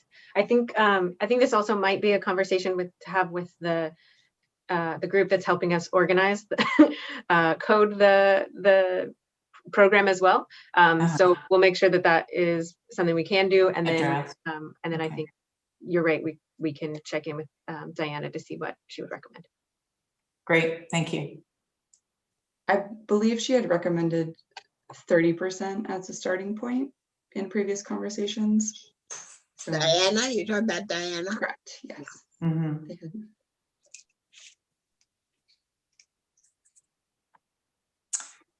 Anybody else with a comment? Yes, I have a question. Hey, thank you. Nice tool, really great. I have a question. So the underlying acreage used in order to program this looks like the data that was in our council spreadsheets. That's right. Okay. So my it seems like if you did the downtown only scenario, the answer is going to be 115, right? Or if you distributed, you're going to end up with numbers like what was presented to council, right? So my question is, my concern is you can't ever get to Collins, right? If you try to do 35 everywhere where it is right now, you fail, because the assumptions of these limited opportunity sites is in the model, right? And so I think maybe some sort of comment or saying, hey, this is based on our current opportunity sites. We are, by direction of council, everybody's saying we want more, right? And so if people aren't comfortable with achieving that full number based on our limited opportunity sites, maybe that can be okay or something. Like, you don't have to achieve your RENA because it is based on this model that we think isn't going to be the model we're going to use. Does that make any sense? It definitely makes sense, yeah. And I think, Okay. no, it doesn't make sense to who? Carol? No, it makes sense to me.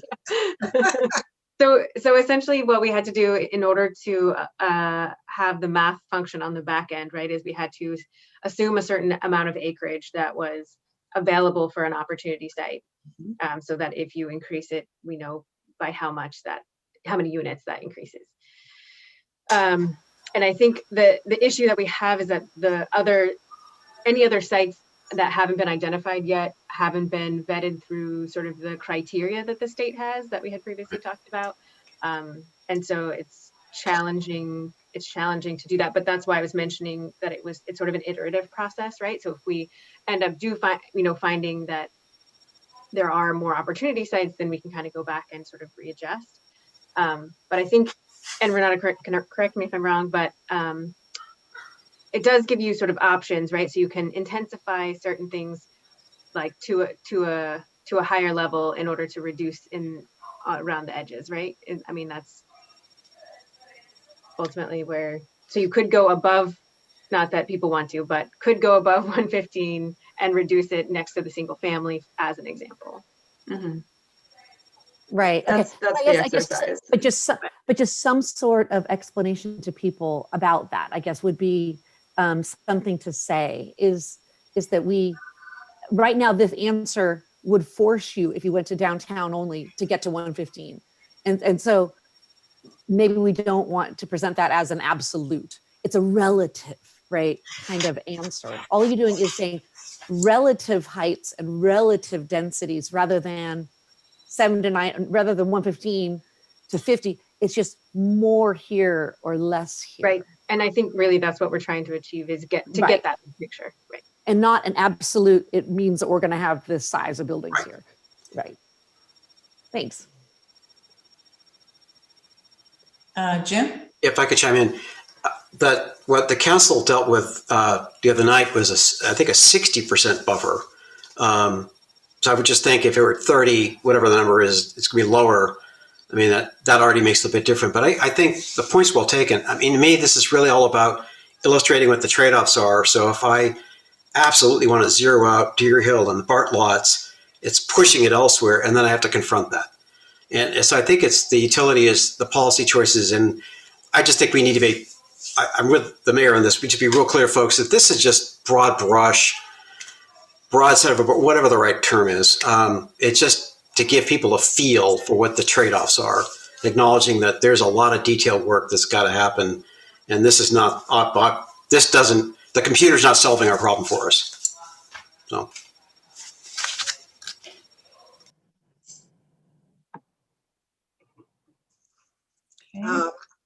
Other questions? Yeah, I agree with Jim. I think you have to make that very clear, because the public is going to give this input and then it's ignored.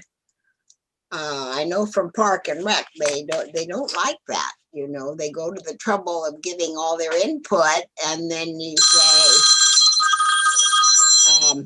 it's not, we're not going to use it, or it's not relevant. Well, it's all in the messaging, because what we're trying to do is show them what the process is that lies ahead for the city. And we want them to give it a shot. And I keep hearing the word iterative when we're talking about this subject, and it can't be overused. we're trying to spread the word and actually give people the steering wheel for half an hour to figure out how they would do this. So I think it's a great experience. It has some benefit in terms of getting opinions about where people want higher density than others. And they have to start thinking about transit and walkability and bikeability and all of that. And it may not end up the way they wanted it to be, but it's certain they certainly learned something from it, and so did we. So I think it's great. It's a great tool, but we're just going to have to see what happens on Thursday night. And I think something good will come out of it in any event.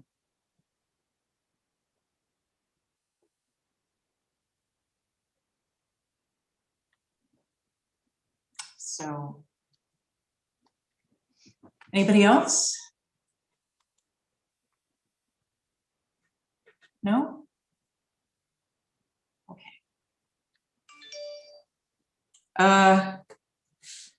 Should we open it to public comment? Yes.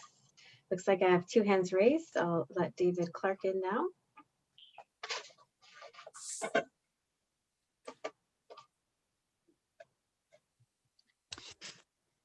Hi. This it really is disconcerting. You click on, you just disappear. But this buffer really is a fascinating topic, and to I don't know about piggyback's the right word, but to take off from something Mayor Kandel said earlier, we're terrible at very low and low in terms of actually building out those properties. We're great at affordable and above affordable. So there's some, I don't think we can assume rational behavior with respect to this, allocating a buffer. I think we need to realize that we're probably not going to attain, based on our track record, huge success in the very low and the low. So if we create a buffer to reflect that, to give ourselves enough units so that we, at the margin, can actually meet our very low and low goals, we could wind up with a buffer up around 100%. But by doing that, we're probably waltzing into territory where the only way we can do that is to upzone. So we wind up upzoning to try to achieve a goal that realistically we all know it's not us. I mean, we can provide those allocations, but there's not enough money out there to come and build the affordable housing at those lower ends to overcome the, what do we get, 15% or maybe 25 with a density bonus if we chip away at it incrementally. So I think where I'm going with this, I think we need to be rational and realize that that's a likely outcome. We need to do something. We can't just walk away from the 2 at the low end and say we're not going to have any buffer. But I think at the end of the day, we're probably better served with a lower buffer, all things considered, than we might otherwise mathematically choose, given a perfect rational response to the numbers, if that makes sense. So if the state wants to see at least 15 to 30%, maybe realistically from a small p political point of view, that's kind of where we need to wind up, even though we know we're not going to achieve the actual goal of getting all the projects built. I know it's not our job that we might otherwise hope for. So I think what I'm saying is mathematically, I think it makes sense to go with a lower buffer than a higher buffer, all things being equal. So thanks. Thank you, David. I'll let Joe back in.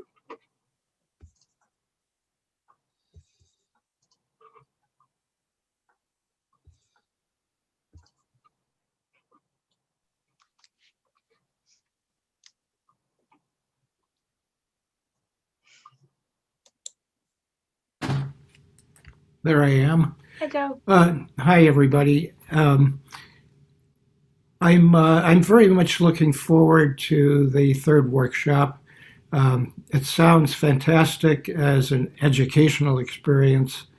I, like I'm sure all of you are, I am hoping that the number of people attending goes up rather than the trend that we've seen going down, because otherwise this project, the significance of the public input is not going to be what we all want it to be.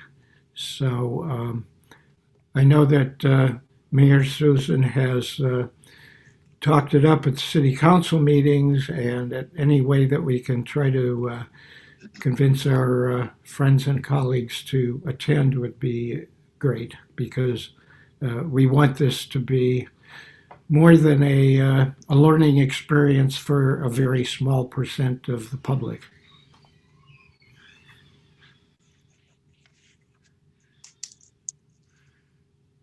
Thank you, Joe. I don't see any other hands raised at this time.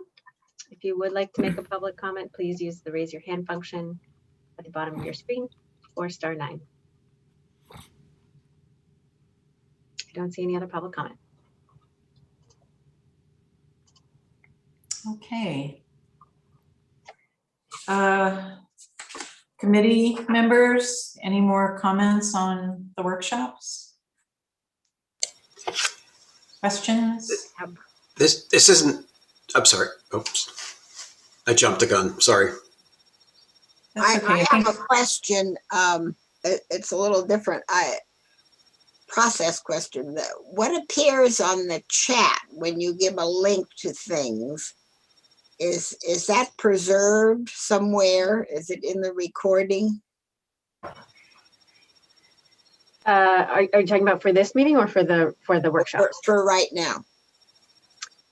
So there is the ability to do that. I think we've asked folks to put their comments in an email or in Engagement HQ, or to speak their public comments, those are the formal routes. But no, what I mean is you have here is from Renata the CEQA scenario map, and there's a big link.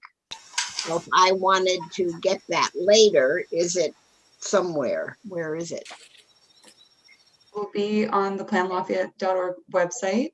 You can also click it and open it and save it, have it open your browser for when this meeting ends. So you can look at it later. All right. Thank you. Did I see Christine Rasmussen's hand up? Yeah. Yes, you did. Okay. I had a request for staff. When you put the reminder email to the participants for the workshops, can you please put in bold letters that it doesn't work very well on a iPad, iPhone, that it doesn't work very well on a Mac computer unless you're using, let's see, Chrome, Firefox, or I think there was one more. I had a lot of problems myself, and I know several of the participants that I had at my table were very frustrated with the fact that their technology wasn't working. So we have to make it very clear that these people are not using their iPhones and iPads, because it does not work. It does when there's not as many people on there, but then as soon as more people come on, it seems to get a little bit wonky. So if you could just put that in big bold letters somewhere, just so we don't disappoint people. I had one guy who was like really, really upset. So, they spend a lot of time being at these events. So I don't want them to be disappointed because the technology isn't working. So if you could do that, that'd be great. Thank you very much. Yes, in the last email, we provided that information to use a computer, as well as a way to run a system test to make sure that your browser and device are compatible. Those links are on the Plan Lafayette website with the registration links right below them. So we do want to try and address that issue. We'll make it bigger. Yeah, make it bigger, because actually, the thing is, when I did my tests on my MacBook, it actually worked fine, and then the trouble started a little bit later. So it appears to be working, and then the tech help me out to get me onto the different browser. So yeah, if you could just move that up to the top and just say warning or please be aware of this, then they'll have it already loaded up on their computer. Okay, thank you. Thanks, Christine. Okay, Jim? Yeah, I want to go back to Joe Beck's point, which I think is an excellent one about participation. And this session has been posted in the Roundup. There's been other sources in. Chris, I know there's some really very dedicated GPAC members and staff were at tables at, at Whole Foods and at the Reservoir, trying to flag people on this. So a shout out to Bart. to Bart. That's right, the BART station. To Chris and Matt and staff and who went the extra mile on all this to try to drum up interest. Well, we found out that maybe a sunny weekend morning is not the time to show up at Whole Foods. Matt and Naroop were nice enough to volunteer, and I ran all the materials over to them. And I was supposed to take the next shift, but they had three. I can just imagine it's like at the airport, where they're trying to get you over to their table. So they had 3 visitors, and that was all they could entice over there. And so because it was an even more beautiful day on Sunday, I did not go to the reservoir because I thought people would just rather enjoy themselves. But Sarah and I are actually brainstorming other ways of doing this, because tabling is, tried and true. And Beth and I are talking about maybe doing it at the library, catching people. Right. So we will persevere. Yes, I do want to emphasize that we definitely have been advertising in many, many, many ways. But also this isn't sort of the only time to participate, right? This is sort of one aspect of it. And we're also going to take a look back and just determine, once we have this information, did we get enough participation for us to move forward? Do we need to do something else? And we'll be bringing that back to you as well. So. Okay, just a quick time check. It looks like it's about 10 minutes to 8, and we have one more item on for discussion, which is Engagement HQ registration update. It's right along with what we've been talking about. So if we make it quick, will everybody stick around to 8? Yes. Okay, great. All right, Sarah, you want to give us an update? Sure. Yep, and this is just definitely quick. We provided a printout of sort of the registration and views and page views, which shows kind of the undulations for when people visit and when they actually register. This is something that had been discussed at the GPAC before, where we talked about whether or not to keep registration or open registration, make it so you didn't have to register to reduce the barrier to entry. And we decided that we would kind of wait and see what happened and sort of table it, bring it back. So we're bringing it back. Something exciting seemed to have happened on the 29th of April, because there's a huge, we don't know exactly what it was. There's a huge uptick in the number of visitors to the site, but not very many actual registrants. So we had, I think, 250 about people come to the site, but only 23 of them actually registered. And so bringing it back to the GPAC to see if, what your thoughts are around that, if we want to remove registration, understanding sort of your concerns around, potential, what they call ballot stuffing, and how we have sort of other ways of identifying that, which would be identifying IP addresses. So it's not an individual specifically, but seeing if there's multiple things from one particular IP address. And then also sort of like a form letter kind of response, like if it's all the same response, we can kind of take those into account and remove the extreme duplicates so that it's sort of genuine, unique entries. So the pro of having it is we get those demographics and we understand where the information is coming from and who we're not reaching, so we can, reach out to the people we're not getting. But there is that barrier to entry. So people are viewing, visiting, but not necessarily signing up. So we're bringing it back to GPAC. We did kind of we've tested it for this long to see what works with registration, wondering if it might be worthwhile to test what it's like without registration, bring it back again after that, or we'll take our direction from you, but wanted to bring it back for discussion. And Martha? I don't think we should keep the registration. I think we should at least give it a shot for maybe 2 or 3 weeks, like we did with the registration on. We should try it without the registration and see if more people get involved in stuff. But I do get that the registration is important because we do need to collect that demographic data. But I think we could put that into the resources that we are putting out, like the mission statement survey and other things. They have some demographic questions in there so we can get a sense of who we're contacting. And so if we try just adding the demographic questions into the surveys or whatever, that might work in collecting that information. And yeah, I think we should give it a trial period without the registration and see what happens. Yes, because the table host the table host asks at the beginning of each event, who are you? Tell us a little bit about yourself and why you're here.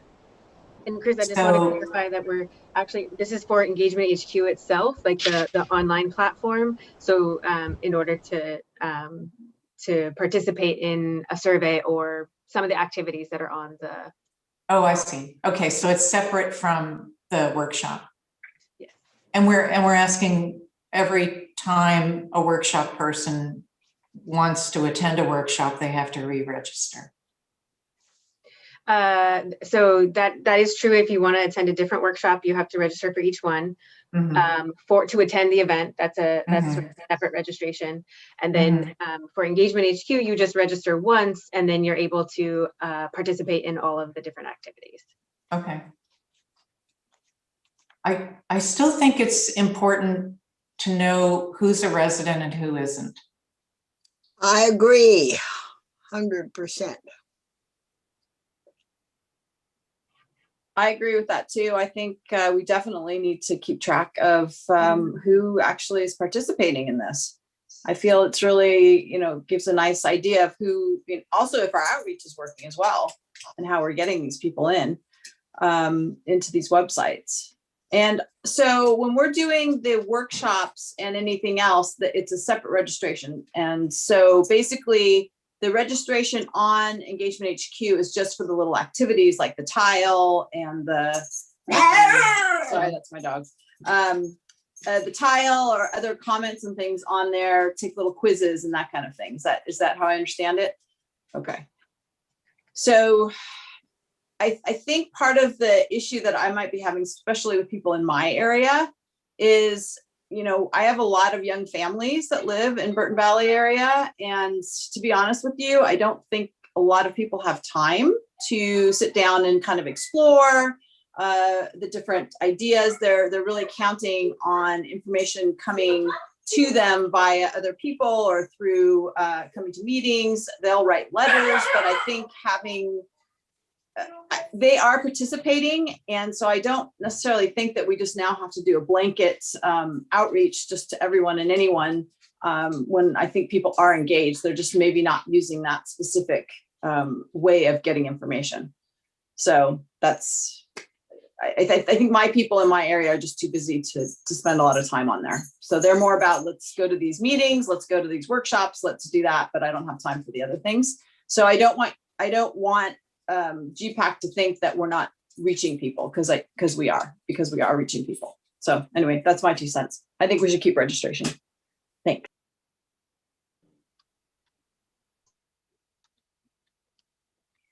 Anyone? Oh, Don, I see your hand raised. Yeah, my hand's up again, and I think that to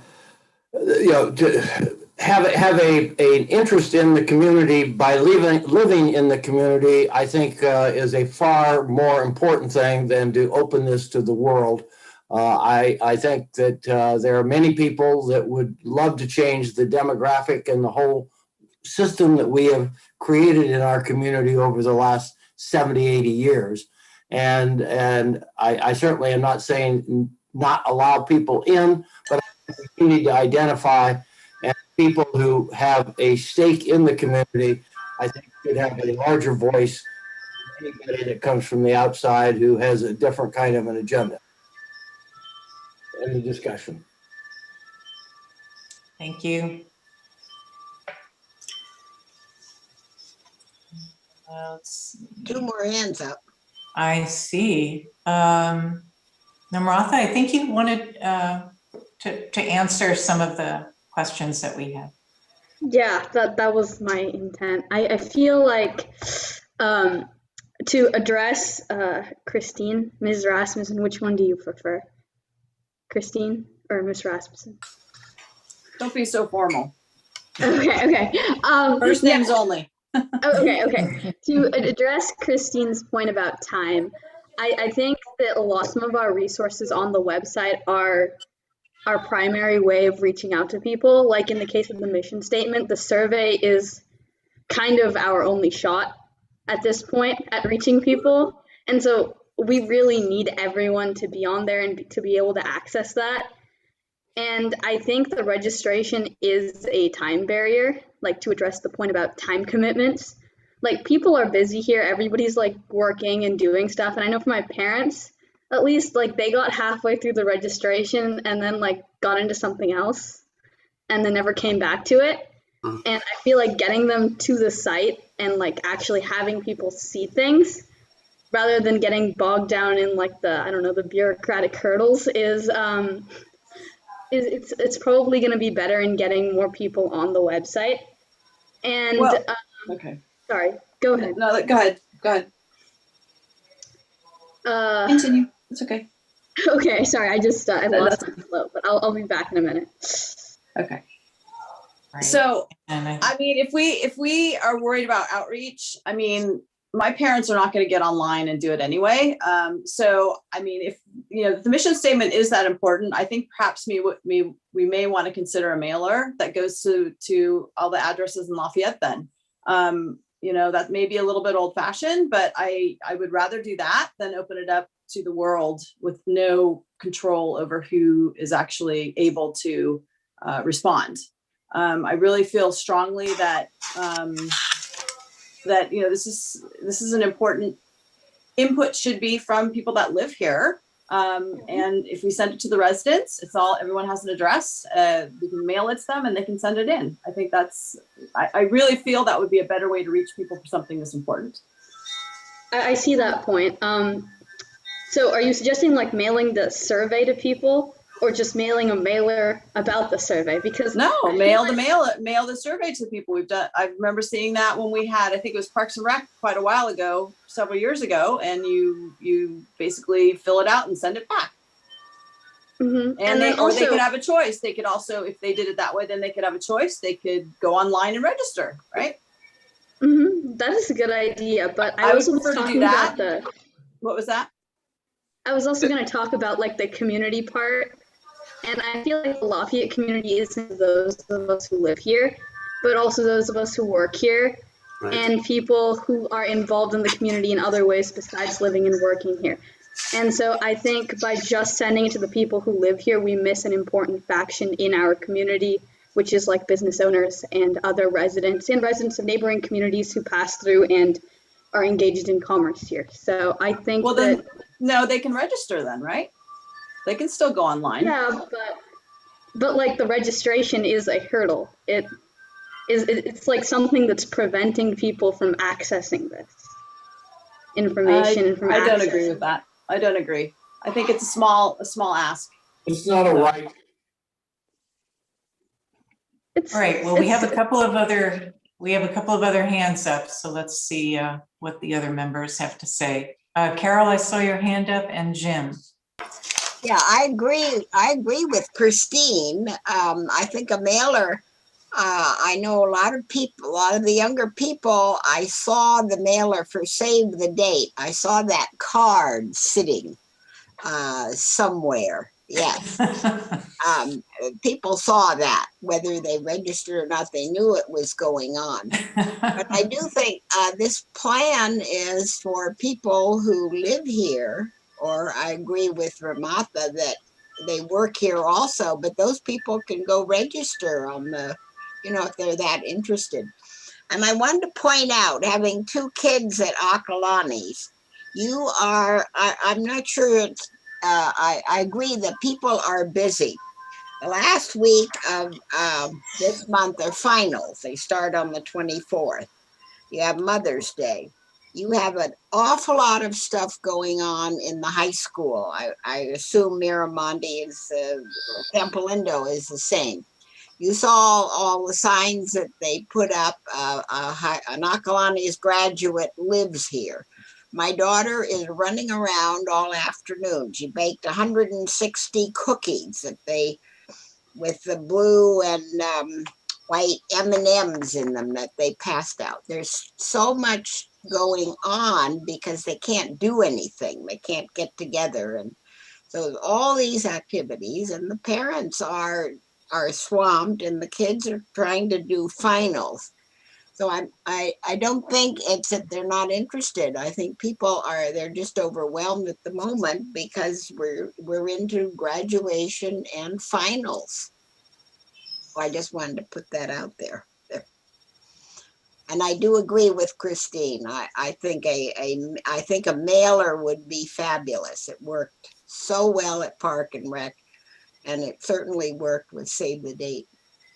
It did. Okay, Jim and then Don. I'll try to be quick. The mission statement survey is live now. It's out there. There was a posting in the roundup, and Sarah, correct me on this. I think we talked about actually doing a mailer to give people a heads up on that. We wanted to create some space between the sessions that are going on now and this mission statement piece. We didn't want one on top of the other because we figured both of them end up in the recycling bin. So, Sarah, I believe that's what we talked about in that group. It's going to be live for 6 weeks, which buys us a good amount of time. So it's a survey instruments live. So just to be clear on that. The other thing is, honestly, I don't have a problem with the topic of registration. I feel like I register for everything on the internet these days. It's sort of like, where's another one? So that's just my 2 cents. And I know we're after 8 o'clock, so I'll be done. All right. Thank you, Jim. Don? Oh, you're muted.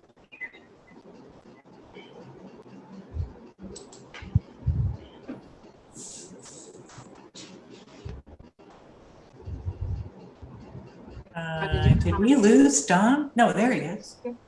Don, did you have a comment? No, I have none. No. Oh, okay. I thought I saw your hand up. Yeah, that does. Okay. Yeah, just real quickly, we require registration for all the programs we do online through the library and through friends, and it's not a barrier. So hundreds of, this year, thousands of people have signed up and registered to come to events. I think, back to Carol's point, it's a matter of time. Most of the people I know, while they're not actively involved, engaging in GPAC right now, they are going online and they are watching and they are asking questions. So always in any community, only a certain number of people are going to be actively involved, even though we'd love for the whole city to be involved. And we may have to go into neighborhoods or communities or stand out in front of Parks and Rec or pass things out through the schools and just look for more creative ways to reach the community. And so we can start doing it tomorrow at the library if you'd like. We'll start passing out information. I do just want to point out maybe 2 things. One is we did receive some feedback from the brochure that was the Let's Talk Housing brochure, which was actually in an envelope, which I imagine would be the same thing with our survey. It was multiple pages. So we'd have to find some creative way to make it not look like a standard mailer. And then also we did on the back end of the Save the Date was an opportunity to write your comments in. To date, I have received 3 written comments. And, you know, we use postcards a lot. They're highly effective, and we've had great success with QR codes. You know, you see the postcard, you go right to the QR code, takes you right to the website. You don't have to write something down, look at it, remember it. Just, I would suggest that. Thank you for that. That's a good idea. Okay. I'm ready. Okay, we need to open this to public comment now. Sarah, do you have any raised hands from the public? We do. I'll promote Gabriel now. And if you would like to make a public comment on this item, please use the raise your hand function at the bottom of your screen or *9 if you're calling in. Thank you. Hey everyone, can you all hear me? Yes. Perfect. I just wanted to step in and say that I firmly resonate with what Namratha was saying earlier with regards to registration being a barrier, just because it does take that much more time for folks to get into the program and start to comment on the mission statement or housing element, whatever the case may be. But in addition to that, even if it were not the case that this were a barrier, and I do believe that it is, I would really encourage the city. I think this is a moment to live our values. On the March 23rd Equity and Inclusion Task Force meeting, participants repeatedly stated that they believe that some of the greatest traits of our city are our inclusiveness and our sense of welcome. And so when we think about that, I think that it's inclusive and welcoming to make sure that we are including people beyond just the residents of our city. We're planning for the next 20 years in this general plan. There are people who are commenting now who may not live here, who will be here in the future, whether that means as a resident, whether that means as a worker, or whether that means as someone who is enjoying our scenery, our parks, our downtown, our shops, etc. So I would encourage you all to take that broader view. And I believe that we can truly live our sense of welcome and inclusivity by doing that. So thank you all. I think you're doing a wonderful job, and I would just advise you on those points. Thanks so much. Thanks, Gabe. And Libby Henry will be entering the meeting now.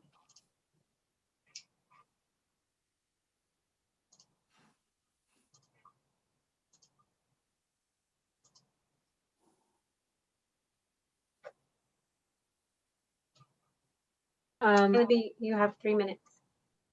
I just wanted to say that I think that this is a different case than a city council meeting or anything else when we're talking about the GPAC for Lafayette. So as far as input goes, it should be people from Lafayette. So I just wanted to say that, and I agree with Christine as far as, you know, I think that the physical mailer is a very good idea. No. And that's it. So I disagree with inviting people from other communities to put their input in planning Lafayette for the next 8 years or however many years.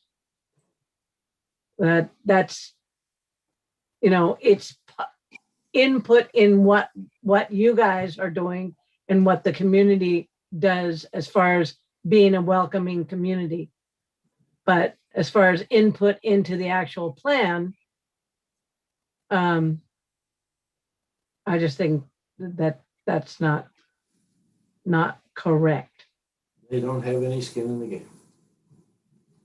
I'm sorry? Don, did you say something? Oh, I'm sorry. I should have kept my mouth. It's okay with me. I don't know. I just didn't know what you said. Okay. Thank you. And yes, I think you're doing a great job. Sarah, are we going to get a worksheet sent to us so that we can print it out and be ready for Thursday? Yes, it will be posted to the website. Yes. And I'd be happy to send it to you directly. Okay.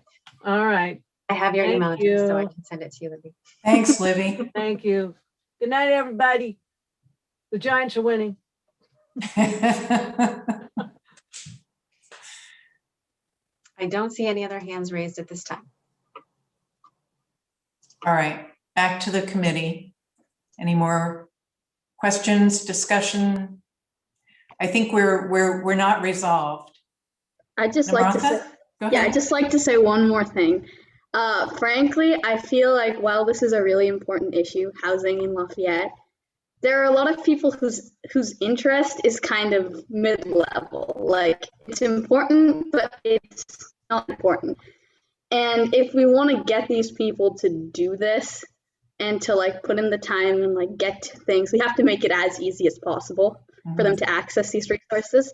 And that's why I feel that removing the registration barrier, I call it a barrier, I'm sorry, but I feel like removing that will help people get more involved, especially those people who are kind of on the fence, who have a lot of things to do and who aren't like 100% invested. Because the way it is, it seems like only those who truly care will really be like aware of the resources and will actually put in the time to go there. And I mean, yes, it's important to get the people who care, but it's also important to get a really representative sample of Lafayette, which isn't just the people who care about housing issues. And then also about like other people coming in, there are a lot of people who are interested in like living here in the future, or people who work here, or people who are part of the community in other ways. And I really strongly, truly feel like they should be included in this. And frankly, I don't think like Lafayette is a wonderful place, but it's not like the craziest place around. Like people aren't like lining up to interfere in our business, I feel. So I strongly doubt that the kind of people who are going to want to rig our forms and stuff and like register or like walk in and do this for fun who don't live here. So I really think that the registration isn't necessary, and I think we should get rid of it, at least for a trial period, just to see like what the effects are without the registration. And I mean, after that, we can be like, okay, this was kind of problematic, and then we put it back in. But I think we need to give it a shot.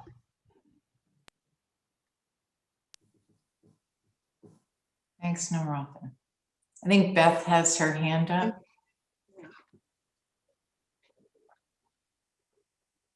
Can't hear you.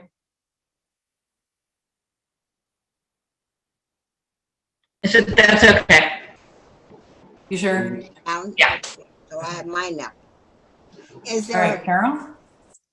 is there some way without registration to keep track of whether somebody's commented 10 times or something? Yes, there is. So you can tell who's there. I mean, if a group wanted to really push felt very strongly wanted to push their agenda, they could all keep commenting and you would know that's what's going on. Well, we would be able to tell if it was from a single household, or if it was sort of a pat message, right? That it was just a copy and paste text message. Well, suppose it wasn't. Well, then they'd see individual responses, and that would be part of the input. Okay, so you're saying you could tell that one person or 10 people went 10 times. Yes. Each. Okay. Right. Exactly. And I mean, I just want to maybe point out too that anyone can come to the public meetings and speak, and I don't know if you would hold that in any higher or lesser regard, but it's something similar. So just something to consider. No, I understand that. I'm just thinking, we do have some groups with very strong feelings, and I don't know how you keep track of that. But, get the comments loaded to one point of view. Of course, only people are going to talk about one point of view.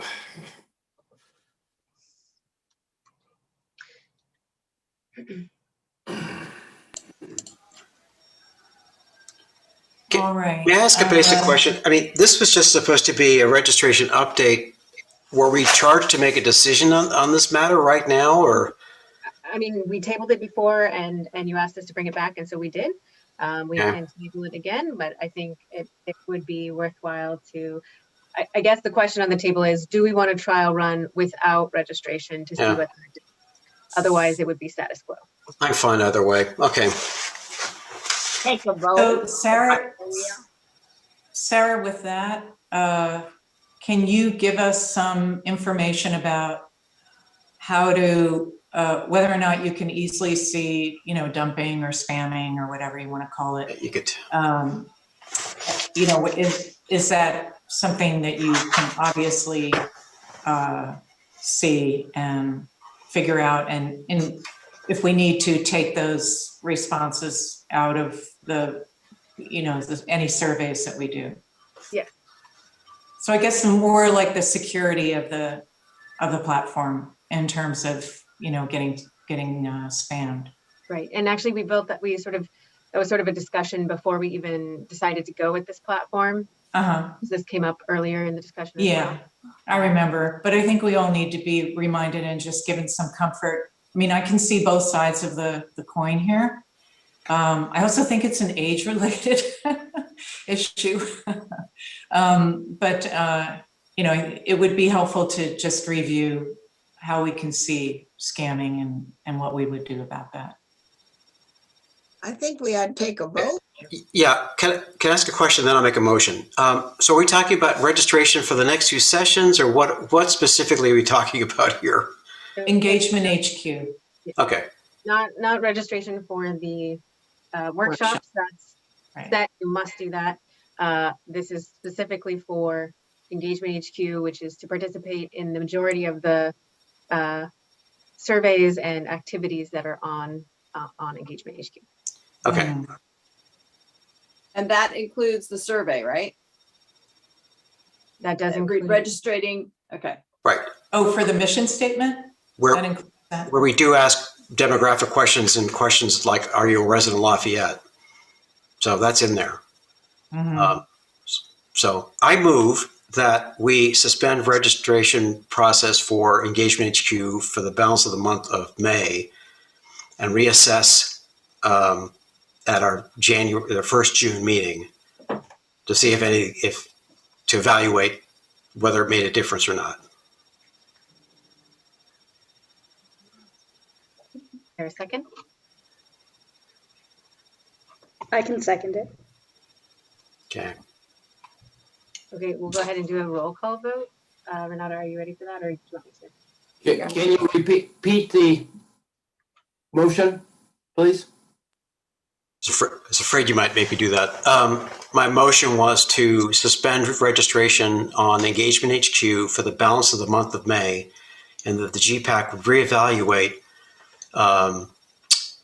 whether registration is required appropriate at its first June meeting.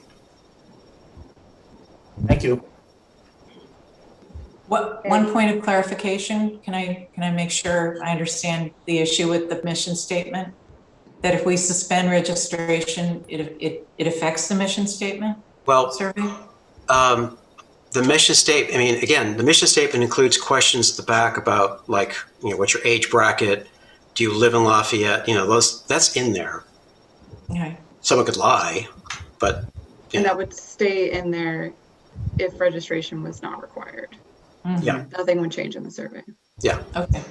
So that's that's a redundancy to log in to have a registration for Engagement HQ and then go to the mission statement survey. Yeah, because we'll ask questions of people at the end. Okay. All right. Carol Singer? No. Namratha Castellanti? Yes. Don Jenkins? No. Stella Witherspoon? No.